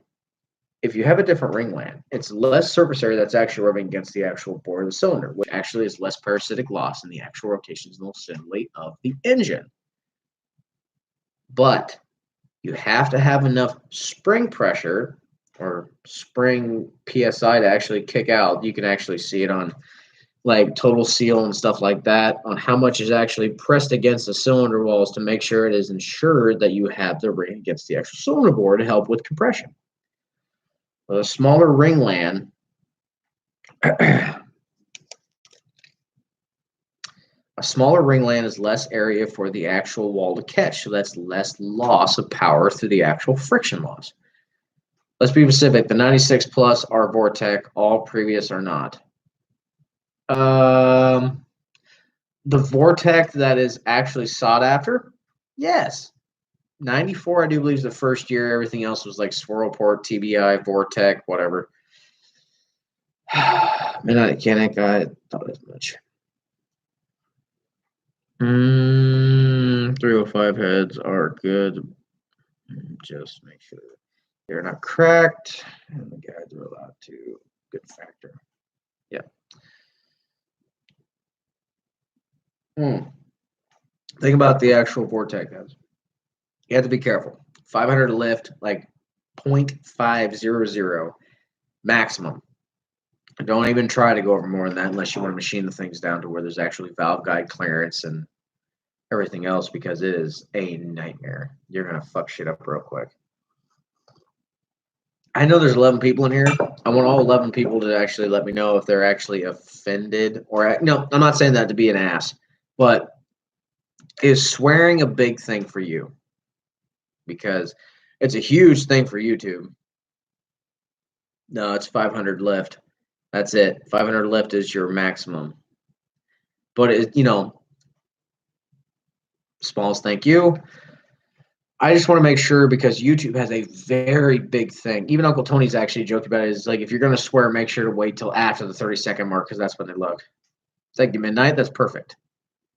Like, if you haven't checked them out yet, and you probably have, Uncle Tony's Garage, big guy. Like, you know what? I don't care the numbers, because technically there's this big cluster of YouTube guys. I mean, they're packed, and it's Thunderhead 289, Dylan McCool, Junkyard Diggs, and I know I'm technically sponsoring them off. Vice Grip Garage, DeBoss, and even now Vice Grip or Zip Ties. They're all clustered together, and even It'll Be Fine, cars and cameras, they're all together. Like, they've been associated with each other as the same thing. They're all together. Uncle Tony's Garage, he's by himself. It's him and Uncle Kathy. The problem with the 7 is that I've contacted Dylan McCool. I actually met him at Mopar Nats. No beef at all. Nothing. I've asked if he wanted a shirt or anything. I'm not saying this to throw hash. I really am not. But I've actually asked him if he wanted a shirt or anything. Never got anything back. No problem. Junkyard Diggs and Junkyard Mook. I forgot about that. She's part of that too. Sent them both shirts. They gave me a shout out. No beef. Thunderhead 289 sent him a shirt. He got it. Everything else. the problem that I have is that when you're doing the partnership and everything, unless you're big in YouTube, I understand. Like, you don't want something that's going to drag you down in your whole thing. But when you shut someone down real fast, it's kind of like, whatever. So Uncle Tony's Garage, he maybe had 130 some thousand subscribers, but he's the coolest guy on earth because he's just like, hey, Scott can vouch, anyone can vouch. If you talk to him and say, he'll say, go look at this guy, go look at this guy, go look at this guy. And it's just cool because Uncle Tony got his chops through magazine. He wrote a whole bunch of stuff through magazines and then also personal life experiences. David, yeah, I know. I know. The problem is that they won't monetize me until I have 1,000 subscribers and 4,000 watch hours in 1 year. So I started in April of 2019. In April of 2020, it'll start knocking off views and knocking off watch time. Now, granted, I'm not going to get worried until we hit about July, because the first couple of videos I had a few people coming at it. I had a few people talking about it, had a few people actually watching the program. But after July, that was my big growth from going from 75 to now at 315. It's weird. But I don't care. I would like to see 100,000 subscribers before I die. 20, 25, 26 this year. I got a lot of time. If YouTube's still around when I'm 105 years old and I still haven't got 100,000 subscribers, I will croak on that day. Who hasn't heard of that sort of language? YouTube doesn't like it as much. Yeah, YouTube, yeah. I'm not. You have to play nice. And unfortunately, I've been told I don't play nice with others. The biggest regret in life, I'll tell you this, guys, right now, is that I wish I would have started this, this whole thing. It wouldn't have been A.C.C. Garage, but I would have started something in 2012, 2013. When I was just out of high school and I went to college at the University of Northwestern Ohio in Lima. I miss that. I absolutely fucking miss University of Northwestern Ohio because I could be in suspension class and I could also walk over to the fuels class, and they could be teaching a class, and you can walk in and you can help people and show people left and right and learn something. I loved that. And the thing about it is that I'm blessed about is that I'm alumni of the University of Northwestern Ohio. And they've actually told me, talking to them, if it doesn't happen, I'm not going to be pissed off and tell the University of Northwestern Ohio to do this and that, because I met David Freiberger, I met Steve Dulcich, I met Mike Finnegan through the University of Northwestern Ohio. I got to meet guys that I thought were legendary. And I still do think they're legendary. But they told me, they said, hey, I contact my old teacher, Dave McPherson. I said, hey, can I dyno this engine? Is there a possibility? He's like, well, I'll get you in contact with the fuel guys. They said, when it's done, you let us know. We'll get on the dyno. We'll check out what our classes are going by, but we'll get on the dyno. I was blown away, like, holy shit, that's awesome. But it's awesome. Like, the school still supports people that are 3 years out of their degree. Okay, time out. I started 16 subscribers. Before I doze out, how do I tell YouTube my videos are not suited for kids under 13? When you upload them, it'll say if this is suitable for kids or not. You just click the no. 84, there's a setting marking the videos that there's not for kids, blah, blah, blah. Finnegan likes dropping T-tops on the concrete floor. Nope, whatever. I had a channel back in the day. I had 40K subs, shut it down because I thought it was too big. It is what it is, brother. But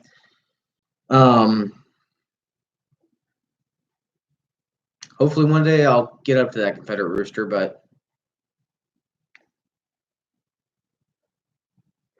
till then I'm an Ohio guy drinking beer and drinking coffee and playing with cars.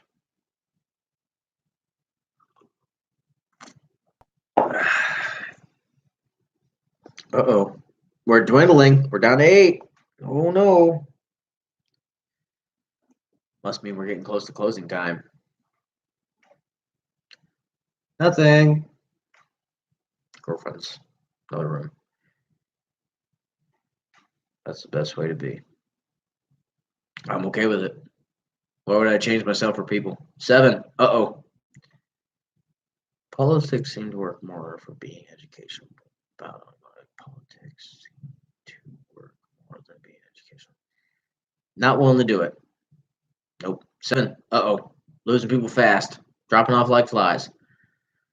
But I don't. Nope. Okay, it's 10 o'clock. Cool. It's only so it's 11 in Ohio. So what's that? 8 o'clock, 9 o'clock in California. So usually Uncle Tony goes for about 3 to 4 hours on his live stream. So okay, the 8 people that are here. Do you want more live streams, or do you want me to do it when I get my next milestone? It's up to you. I don't care. I'll do a live stream whenever because I like talking to people. Compilation to see who can stay up the longest. Oh, you're gonna beat me, hands down, mechanic. You're gonna beat me because I usually am bed the latest at midnight because I have a 4:30 wake up call. Whenever you feel, brother, man, I feel like I can do a live stream whenever, but it's gonna become redundant and boring after a while. And Dan Baker and everybody, I'm gonna say this now. Thank you for hanging in so far. How about this? If you have anything, just go for anything. Any question, mechanic, be careful. We dig your channel and we have been subscribed for a couple months. We wish you all the best. Hoping your channel grows. Time to peace out. Good luck. David, good night. With or without Viagra? Without.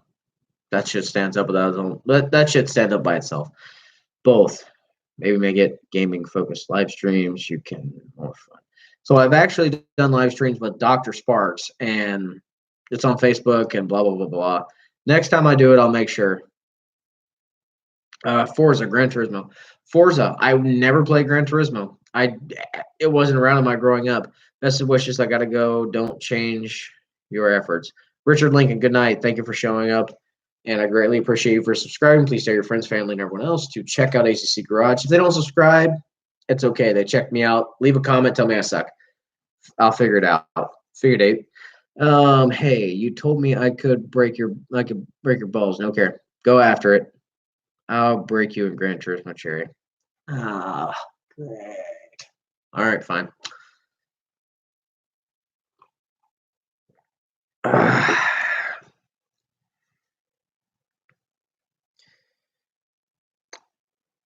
I'll take a piss break when we're done. Sorry, messaging somebody.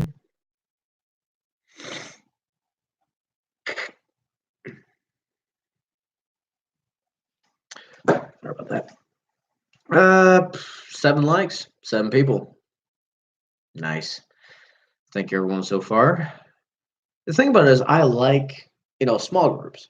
I wouldn't mind having a big group someday of 200 some people, but I can actually talk to you guys on a small platform and actually answer questions and help people as much as I can. So, all right, you're going to let's see, you're going used car shopping on June. Okay, I buy used cars all the time. It's no problem to me.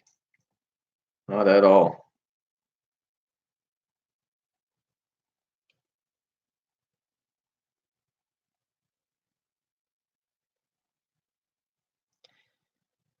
Ugh. I'm a Honda guy as well. Do you do anything other than domestics? Yeah. I mean, if someone brought me anything, I can fix it and work on it. Oh, sorry, Rooster, you asked me earlier. But first on you, Dan. The thing about it is with the automotive world, I work on everything and anything.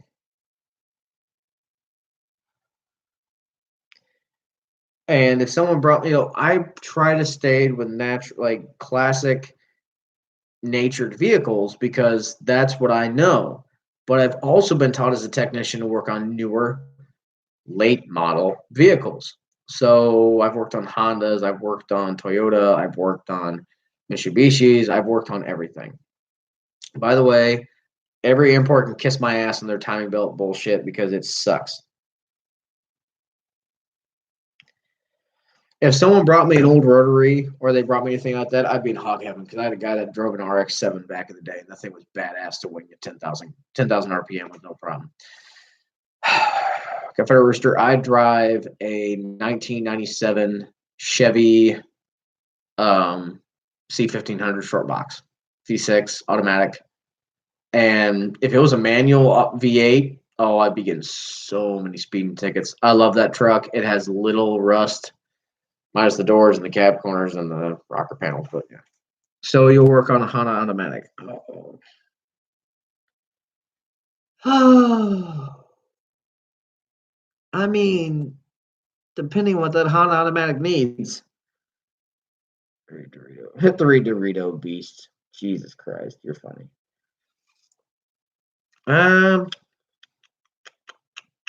Welded diff or LSD? If I'm doing a driving application where I'm actually driving the thing daily and making turns and doing other of the stupid shit, LSD. If I'm going in a straight line and I actually plan on not making hard corners or backing up anytime soon, well, the diff. I'm almost to the point with Shelly with her 8 1/4, whatever the rear end is. Oh, excuse me. Because originally it had the glass 7 3/4, 7 1/4 rear end. It was trash. It was garbage. But on a budget, welded. If I actually have money, it's going to be shipped out and get an LSD because unfortunately it's been a while since I've actually done the building of a rear end, so I'm very rusty. Like I had a plethora of knowledge left and right. I can riddle off shit left and right about building engines and how to actually look at appropriations of combustion chambers, transmission building, torque converter stuff. But when I put it into practice, I am a shithead puss because like I don't want to spend money. I don't want to break this. I'm scared of doing this. This channel is pushing me to actually break past that barrier, and I'm okay with it. Fucking swap it for a manual. That's what it needs. Yeah, but the problem is with the linkages and everything, and you have to lift it up in transactional bullshit. It sucks. You should do a video welding at my diff on my 2000 S10. I paid $500 for. Do a comparison before and after the weld. Okay, we can do that. Lincoln Locker is the only good for drifting. Spools will be good for drag racing. I don't know about drifting because you're technically turning, which will start the wheels to clunk left and right. Because if you're turning in a 2000 S10, you're going to lift potentially. Now you've lost traction on this wheel, so this wheel is going to want to spin if it's an open, and this wheel is trying to do the work, so it's trying to bind itself, which it's not good. Think about when welding a diff, you have to preheat the gears and you have to make sure you have a plate in between the spider gears because you can weld at all four corners and just do it like that. But if you do a piece in the middle, you've now welded around, which makes it more stronger, more rigidity. Yeah. Yeah.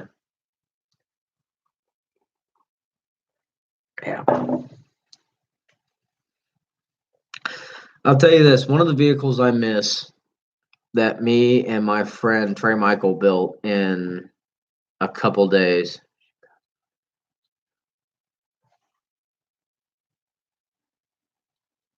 Sorry.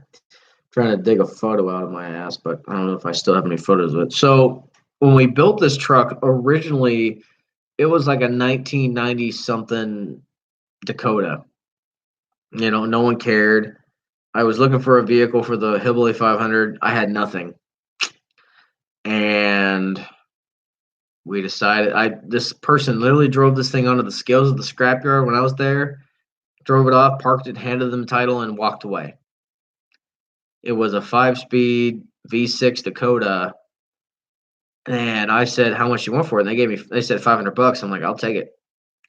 So we stripped it out. We cut the doors out. We took every single ounce of weight we could out of it, and we ran the Hillbilly 500. That was my first race, and we didn't weld the diff. We didn't do anything special. No churching or jonesing or anything like that.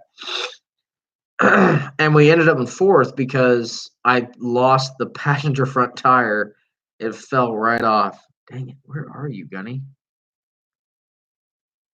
So at the time we were building this, Arlie Ermley, also known as the Gunny, had passed away. We were originally going to paint this thing white and just joke about it and call it the Sperm because it was going to be the fast one. Jokingly.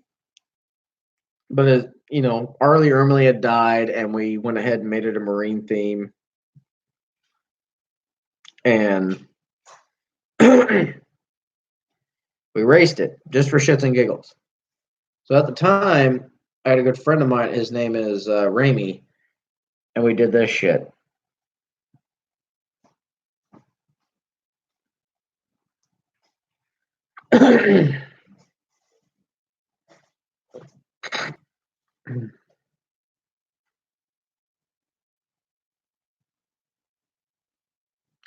Showing him, Gunny.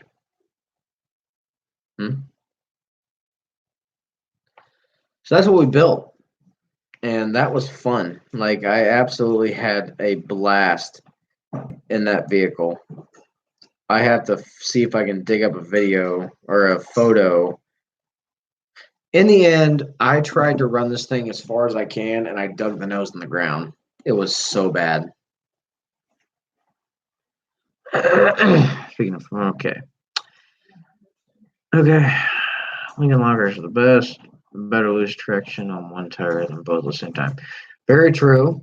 Speaking of Forza, I did a compilation of the steering off of the camera, two powered slicks. Damn. The thing with welding the plate in, though, is we gotta make sure we can get the C-clips just in case they break. Very true. If the C-clips break at that point, what you can do is get a torch and blow a hole through and then be able to make a magnet go through, push the axle in, pull the clip out, and you're done. Oh yeah, another thing is you can brake under torque, get a beast rear and fatter axles. Yep. 5 seconds. Oh, gotta pee real fast.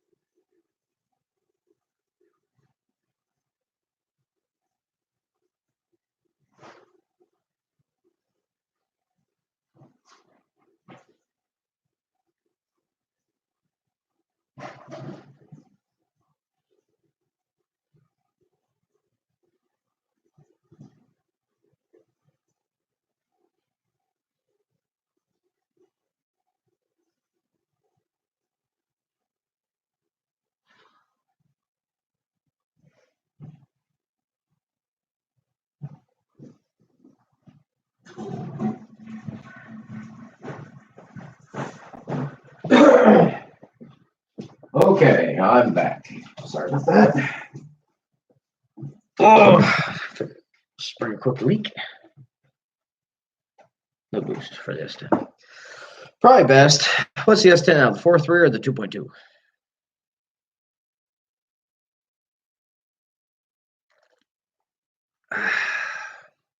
Also, the problem with also lately with me in the videos is that this week's kind of been a wash because I've been, unfortunately, I had to get a root canal. I'm 25, I know. But I had a tooth that was filled and it got a cavity inside of it. I had to get a root canal. So any kind of videoing or anything just got shot in the foot this week because I had to go in and have them do the root canal, and then it's either next week or the week after I have to go and get another. I have to get the crown done. So I don't mean to sound kind of boring and anything else, but hanging in bed. Good night, Dave, and the followers. Thank you, Smalls. Thank you for hanging in there, bud. Let me know if you want to hang out soon or where you're from, and we'll try to meet up. Good night. So we're down to midnight. Dan, Derek, you still up? Who's still here? Can I get a roll call, if possible?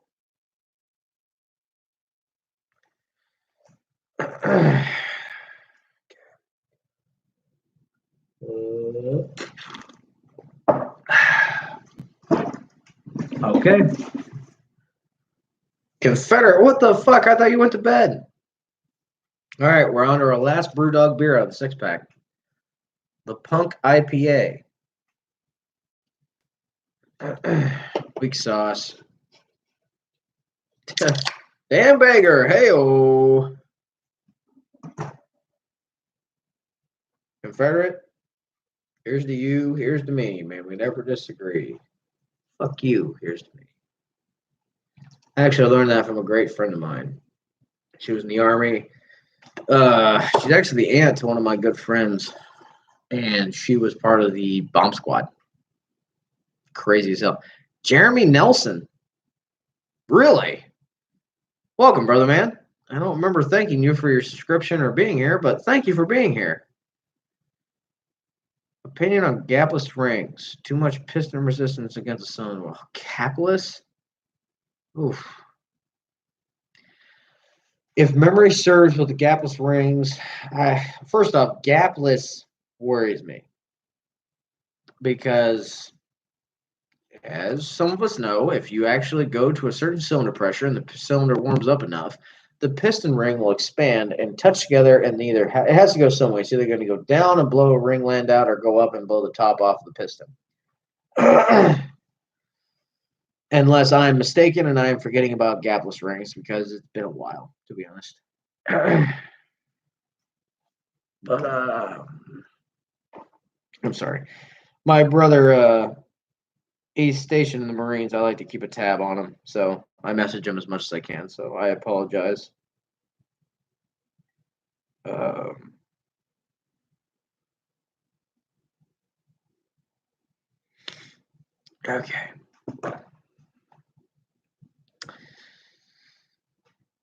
Okay.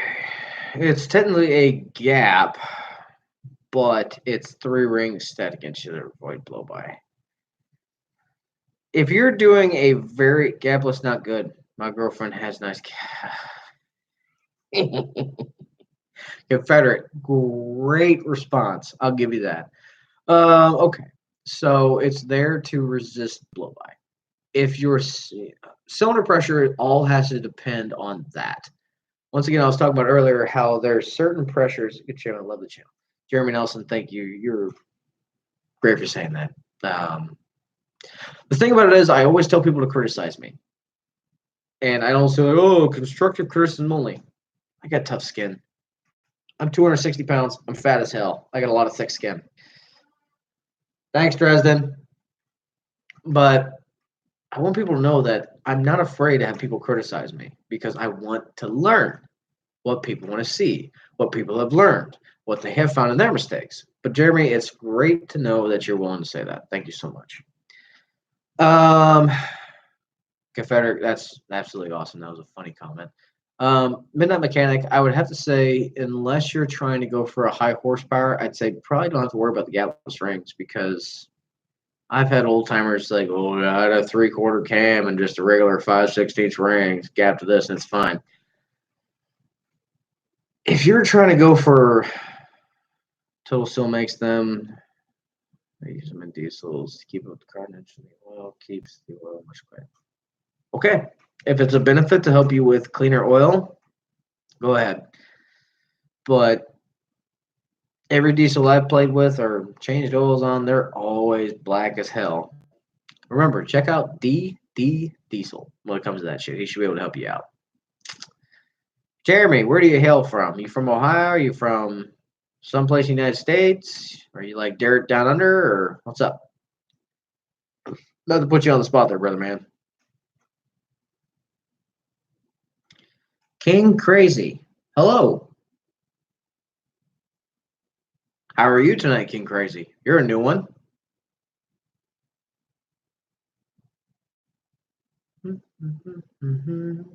You know you hit me like a hammer. Demonetized. Sorry.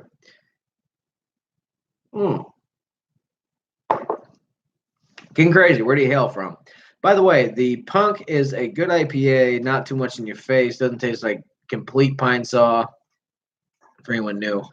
Brewdog, a friend of mine, Courtney, has given me a bunch of Brewdog brews, different ones, range from different things.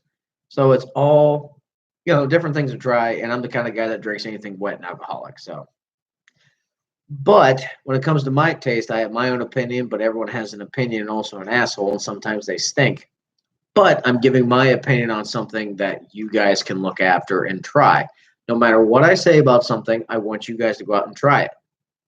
The only thing I'm doing is kind of letting you know there's a brand and there's a name out there that you should try from the state of Ohio or anything in the United States.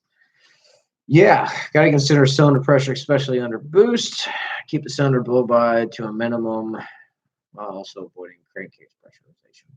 Yes, but at the same time, when it comes to the pressurization and the rings holding up, you also have to worry about your piston imploding, not exploding, but imploding, because I've actually seen diesel pistons that have squished down because there's so much sonar pressure, because diesels cause their actual combustion by using pressure.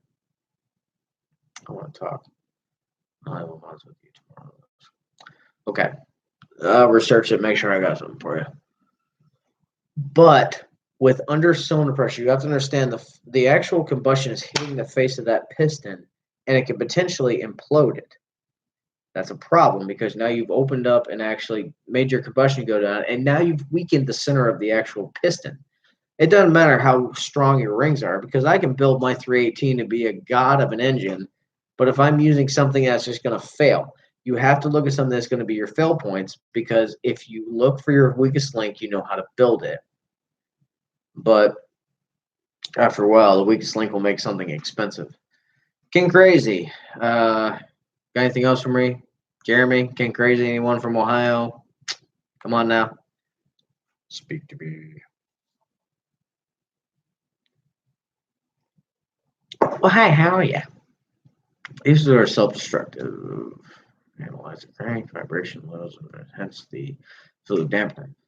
Yeah, but believe me, I've seen people take Cummins diesels that are the unkillable engines and seen the case or the actual engine block split in half and still see pistons rocketing out of there.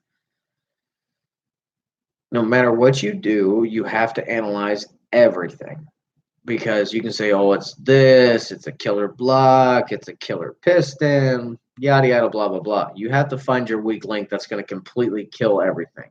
Granted, it's going to be an expensive way to figure out, but you've learned. Just here watching and listening. Jeremy Nelson, thank you much. I'm not going to tell you guys to subscribe and do all this other bullshit because it's, what's the use? I'm going to ask of this.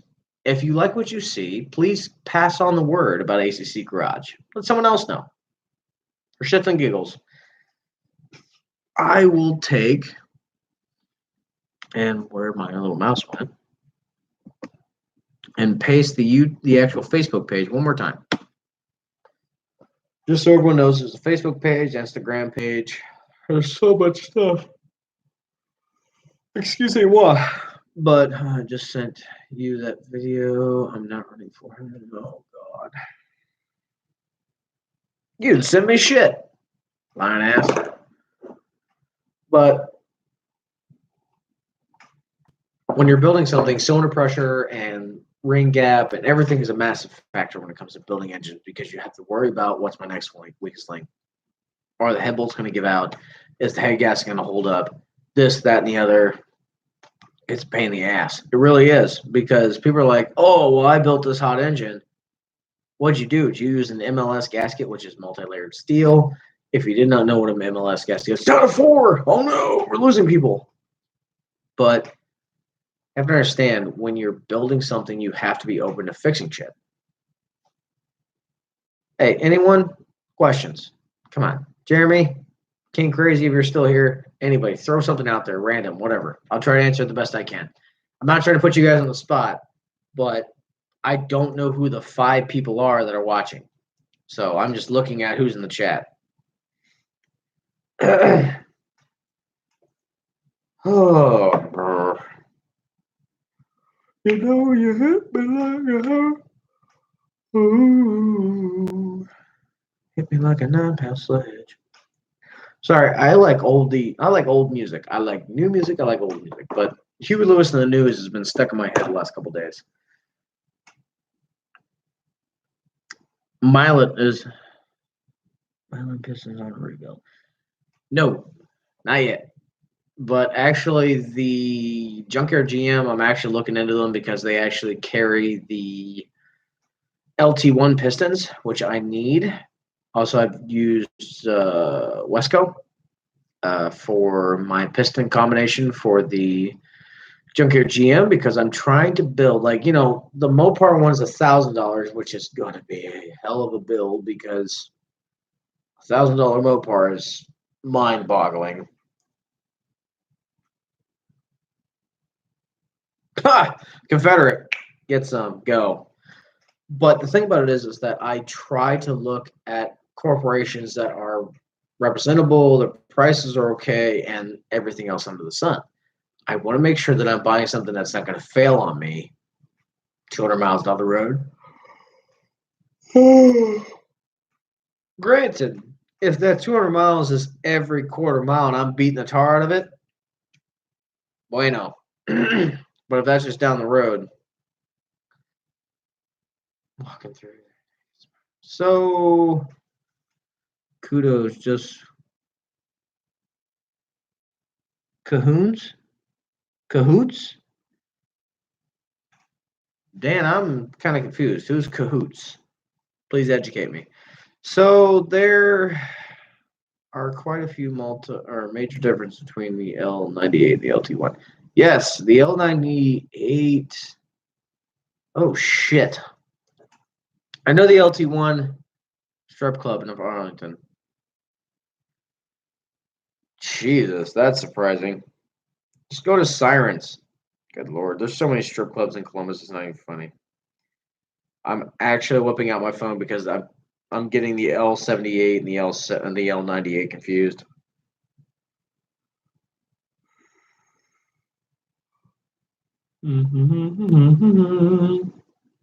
Yes, the L98 is actually the 1985 Corvette engine. No, it's coming back to me. That's the first TBI, MFI, whatever you want to call it. That's the first MFI engine. And yeah, the LT1, what they did is that 1985, they still use the 5/16 ring, but in the mid to late 90s, when they started the LT1, they used a smaller ringland, which is less drag. Breakfast, legs, and eggs. Well, then go to the tilted kill. Same thing. I don't go to strip clubs, so I know Sirens, tilted kill, stuff like that. Third gen F body Corvettes, the LT1, they replaced it with the B body. So the LT1 actually has the aluminum pistons and the aluminum cast. And the smaller ringlands, which is a big plus when it comes to making horsepower because a smaller ringland is less of a friction foot, as said. But the problem is when you're using a smaller piston compared to the old cast pistons, you have to get everything rebalanced. So I have an L78, 79, which makes 170 horsepower at the wheels, which is garbage. But the plan with that is actually to make it something that's representable at 350 to 400 horsepower. Is it going to happen? I don't know. My plan was to take and make an actual good camshaft. The plan with the Junkyard GM was to take nothing but factory-made parts. Everything factory. Like everything that was built in the factory. So the LT1 pistons, the Vortec heads, and the Devant 3030. Even before then, really, this 1975 was really the killer. But the plan was to use bastardized parts that you can get in a junkyard on your grandfather's shelf. The plan for the Junkyard GM was to make something hellacious. And people are going to look at me like, why the hell did you make this engine? It's because I want to show them that you can still make a 350 Chevy wake up with junkyard parts. Don't go straight to the LS. Don't go straight to all this bullshit. Just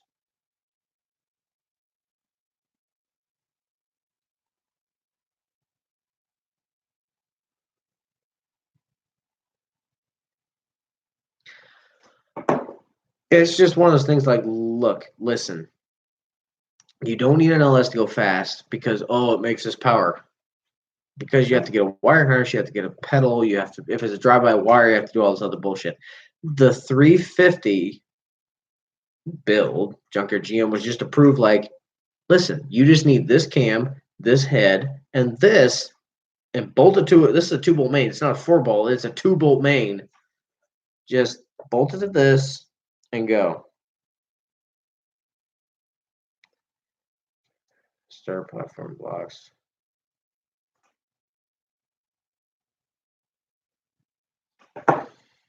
I just got stuck with the oil crises.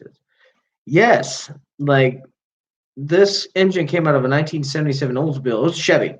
It's a Chevy engine through and through. So I'm gonna say this now. I've been going since X time. 11:45 is when I'm cutting it off. But here's the thing. If you show people and you tell people how to build something that's correct and it works, they'll do it. The thing I do, and I pride myself on, is researching and finding ways to actually do it. I'll talk to the old timers, I'll talk to this and that and the other. The thing that I want to do, Uncle Tony's Garage talks about back facing valves, which is actually pretty fucking smart. So all you have to do is smooth the top of an actual, in an intake valve, you're just trying to make fuel go in. That's it. You want your fuel droplets and your air to go in smoothly. You don't want any kind of interruptions.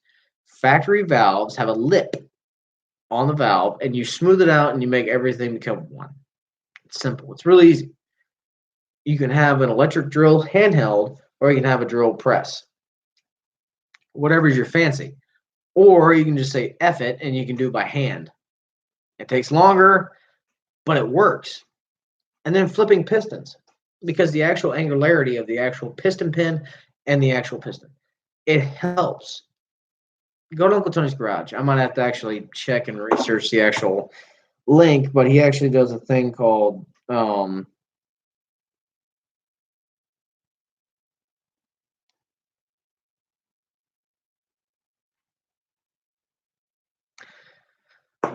all you have to do is learn how to actually build something on a budget. Build something like you have a grudge against somebody when racing, but you don't have any capital, like at all. You're just trying to find the best way to beat somebody. So that's the way I look at it, is that I don't I can take my credit card and I can throw it at everything and make a fire left and right of actual money financial problems. But at the same time, it's like, why? Why would I put myself in debt when I can actually learn and use things that I've learned through people in college and just talking to the old timers? Why would I do it? Why would I? What, like, really? Why would I put myself in debt when I can actually learn, take time, because I have more time than I do money? Amen to that. But why would I do that? Like, why would I learn how to make something better by re-engineering it? I want to show how easy they are to build. Well, Midnight, I'll say this right now. You grow some balls and do it. The biggest thing about a build, two things that'll kill it. There's a minor and there's a major. Major, fair. If you fear building something, it'll kill you. It'll kill the project. Do not fear a project at all. You're building an engine. If you fear that you're going to get the cam wrong, call somebody. Call Comp Cams. If you're building a Mopar, call Hughes. Call Crane. Call A.C.C. They'll put you in the right direction. If you're afraid to assemble an engine, just know there's certain things you have to do. Build it cleanly and make sure, you can look at tutorials how to build an engine. There's a plethora of like different information you can use on YouTube. It's great. It really is. There's so many excuses. That's it. Just don't make an excuse. Just do it.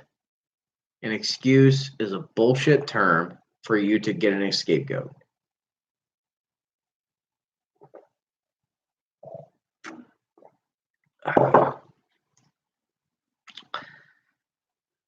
Spec sheet. An engine will run under these parameters. Yeah, that's just like me saying, oh, I heard this from an Army guy and a Marine guy. Oh, directions unclear. Dick stuck in toaster. Send help.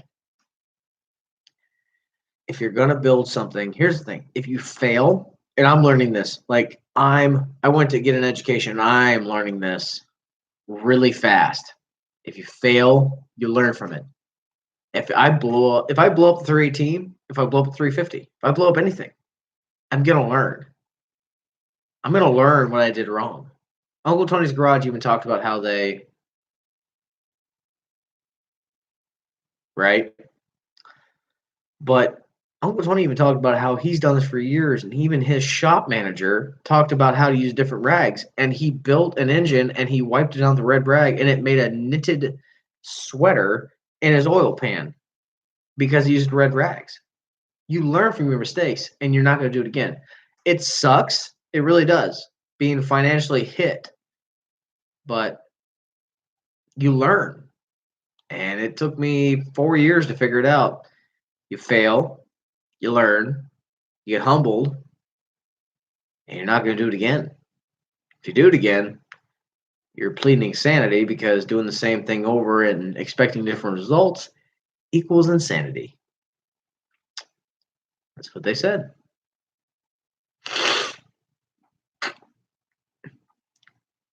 All right, who's my 5? You can't blow the 318 away. Oh God, you can't blow the 318 away. The only way is by fucking the 5 train. Now the problem is with 318 is that using the stock heads is the biggest fear I had with the Magnum heads, is that the Magnum heads ran a 1.6 to 1 rocker ratio compared to the 1.5 to 1 that the 305 the 302 heads came with. The problem is, when it comes to Chevy stuff, I have a plethora, that was what I was raised on, was Chevy stuff. And I have a little bit of Ford and a little bit of Dodge. So when I'm playing with the Dodge stuff over here with the 318, is that I've seen that 318s are nasty little brawlers that you can build for cheap. It's great. But I don't know every single ounce spec, everything left and right. It's just annoying as hell, because if you say, like, build a small block Chevy that's going to make 350 horsepower, that's easy. Here's $400, go make a 400 horsepower engine. It sucks. But when you go to a Mopar, it's like, oh shit. So the Magnum heads don't have the oiling port through the head, which doesn't oil the rockers. So you now have to get this, that, and the other, and the brother and son. It's just mind-boggling. Once again, I'm grateful you guys are hanging out. We have 5 more minutes, but it's just annoying. Mr. Regular from Regular Cars Reviews had valve guide plates that failed, bent pusher rods. That's why it's better to run engines without engine test times. Yeah, that's why I'm happy about the University of Northwestern Ohio opening their doors to say, hey, you can come test it here. Because in college, the thing I was so prideful about was that I was called a dyno rat because I would not get out of the dyno cell. I wouldn't do it because I wanted to squeeze every single inch of power, everything out of an engine. I loved it. I was passionate about it. It was absolutely exhilarating to actually see something that they said they can't make more power. And I said, nope, it's making more power. I'm going to make it make more power, and it's still going to be a healthy, clean engine. I had an engine a teacher gave to us that was fresh that he built. It was a 355 Chevy, and he had built it with cast iron heads and everything, and it made, respectably, 395 horsepower. I looked at him and said, it's not good enough. And I twisted on the distributor, I twisted on the carburetor, and at the end of the day, I made 428 horsepower. And I was so happy. I didn't give a shit what he said. I said, you know what? I did this because I knew this engine could pull. And I knew I'd get the AFR's air fuel ratio to where I wanted them. I put a spacer on it, I put a bigger carburetor on it. It was absolutely awesome. That I even opened up the back doors of the dyno because I wanted to push more cold air in to make those fuel molecules fatter to carry more air and more fuel. I tried every trick in the dirty book that I can find. In fact, I've seen a guy cycle an engine from an electric motor and no ignition pressure. Everything's seated. See, the thing was with college is that when we were in fuels, that's dyno and carburetors and fuel injection and porting heads and yada yada blah blah blah. So we had 4 people in our class, in our group. We were split up. We had one in the chassis dyno and we had 2 engine dynos. So my teacher at the time, Mr. Higgins, if there went anything wrong in any one of the other dynos, we would sweeten up our engine and then he would make us walk away to the other engine and dyno because he saw so much potential in my group. Even though there was one female that gave a shit more about learning Japanese than fucking engines. And it pissed us all off. And I'm not going to name names. I don't give a shit. But it was just absolutely annoying. Night, Glassy Eye. We'll talk more. Dan? Good night, brother, man. It was just, we went to the next dyno, and these kids couldn't figure out that their actual carburetor was leaking out the actual plates. It was the metering plates. And they had thrown 82 to 90 jets at these things. It was so bad. And we finally sweetened it up, and then we go back to our engine. It's completely trash. Glossy Eye. You funny.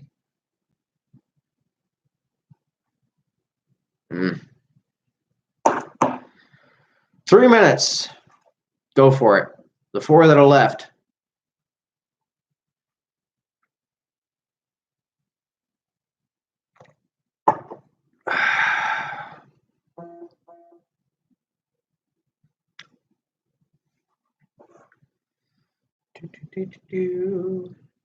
Midnight, you got something? Give it to me.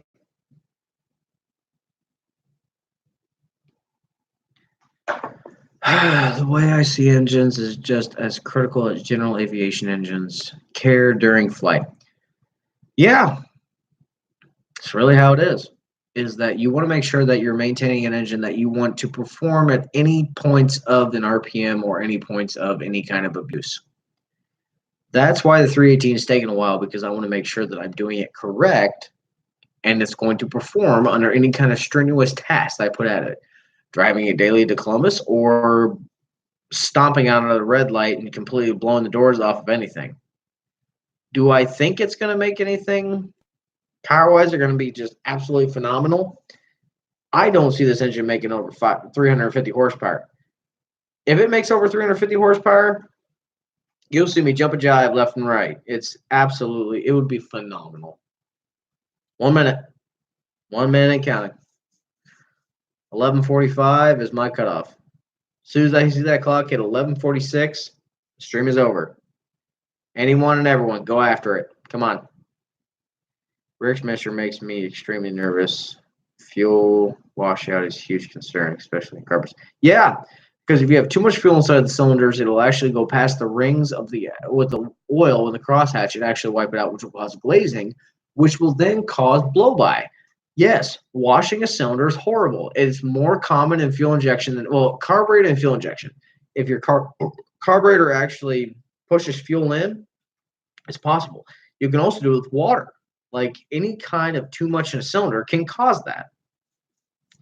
I had a gentleman who was a brother of mine who brought me a truck and he went mudding and it pushed so much shit into the cylinder with mud and water. It was horrible. Freiberger actually flooded a crankcase by fueling the fuel pumps failing. Those are the same thing. They'll wash out the oil, make it thin, and that's absolutely garbage. Okay, the 5 people that hung on. Thank you so much for watching. This is another live stream from A.C.C Garage. If you want to see more, go to our videos. Tell us you want live streams. Tell your friends and family about this channel. Thank you so much. I won't say another word about subscribing or liking in any of the videos. Good night. It was nice talking to all of you. Have a great night.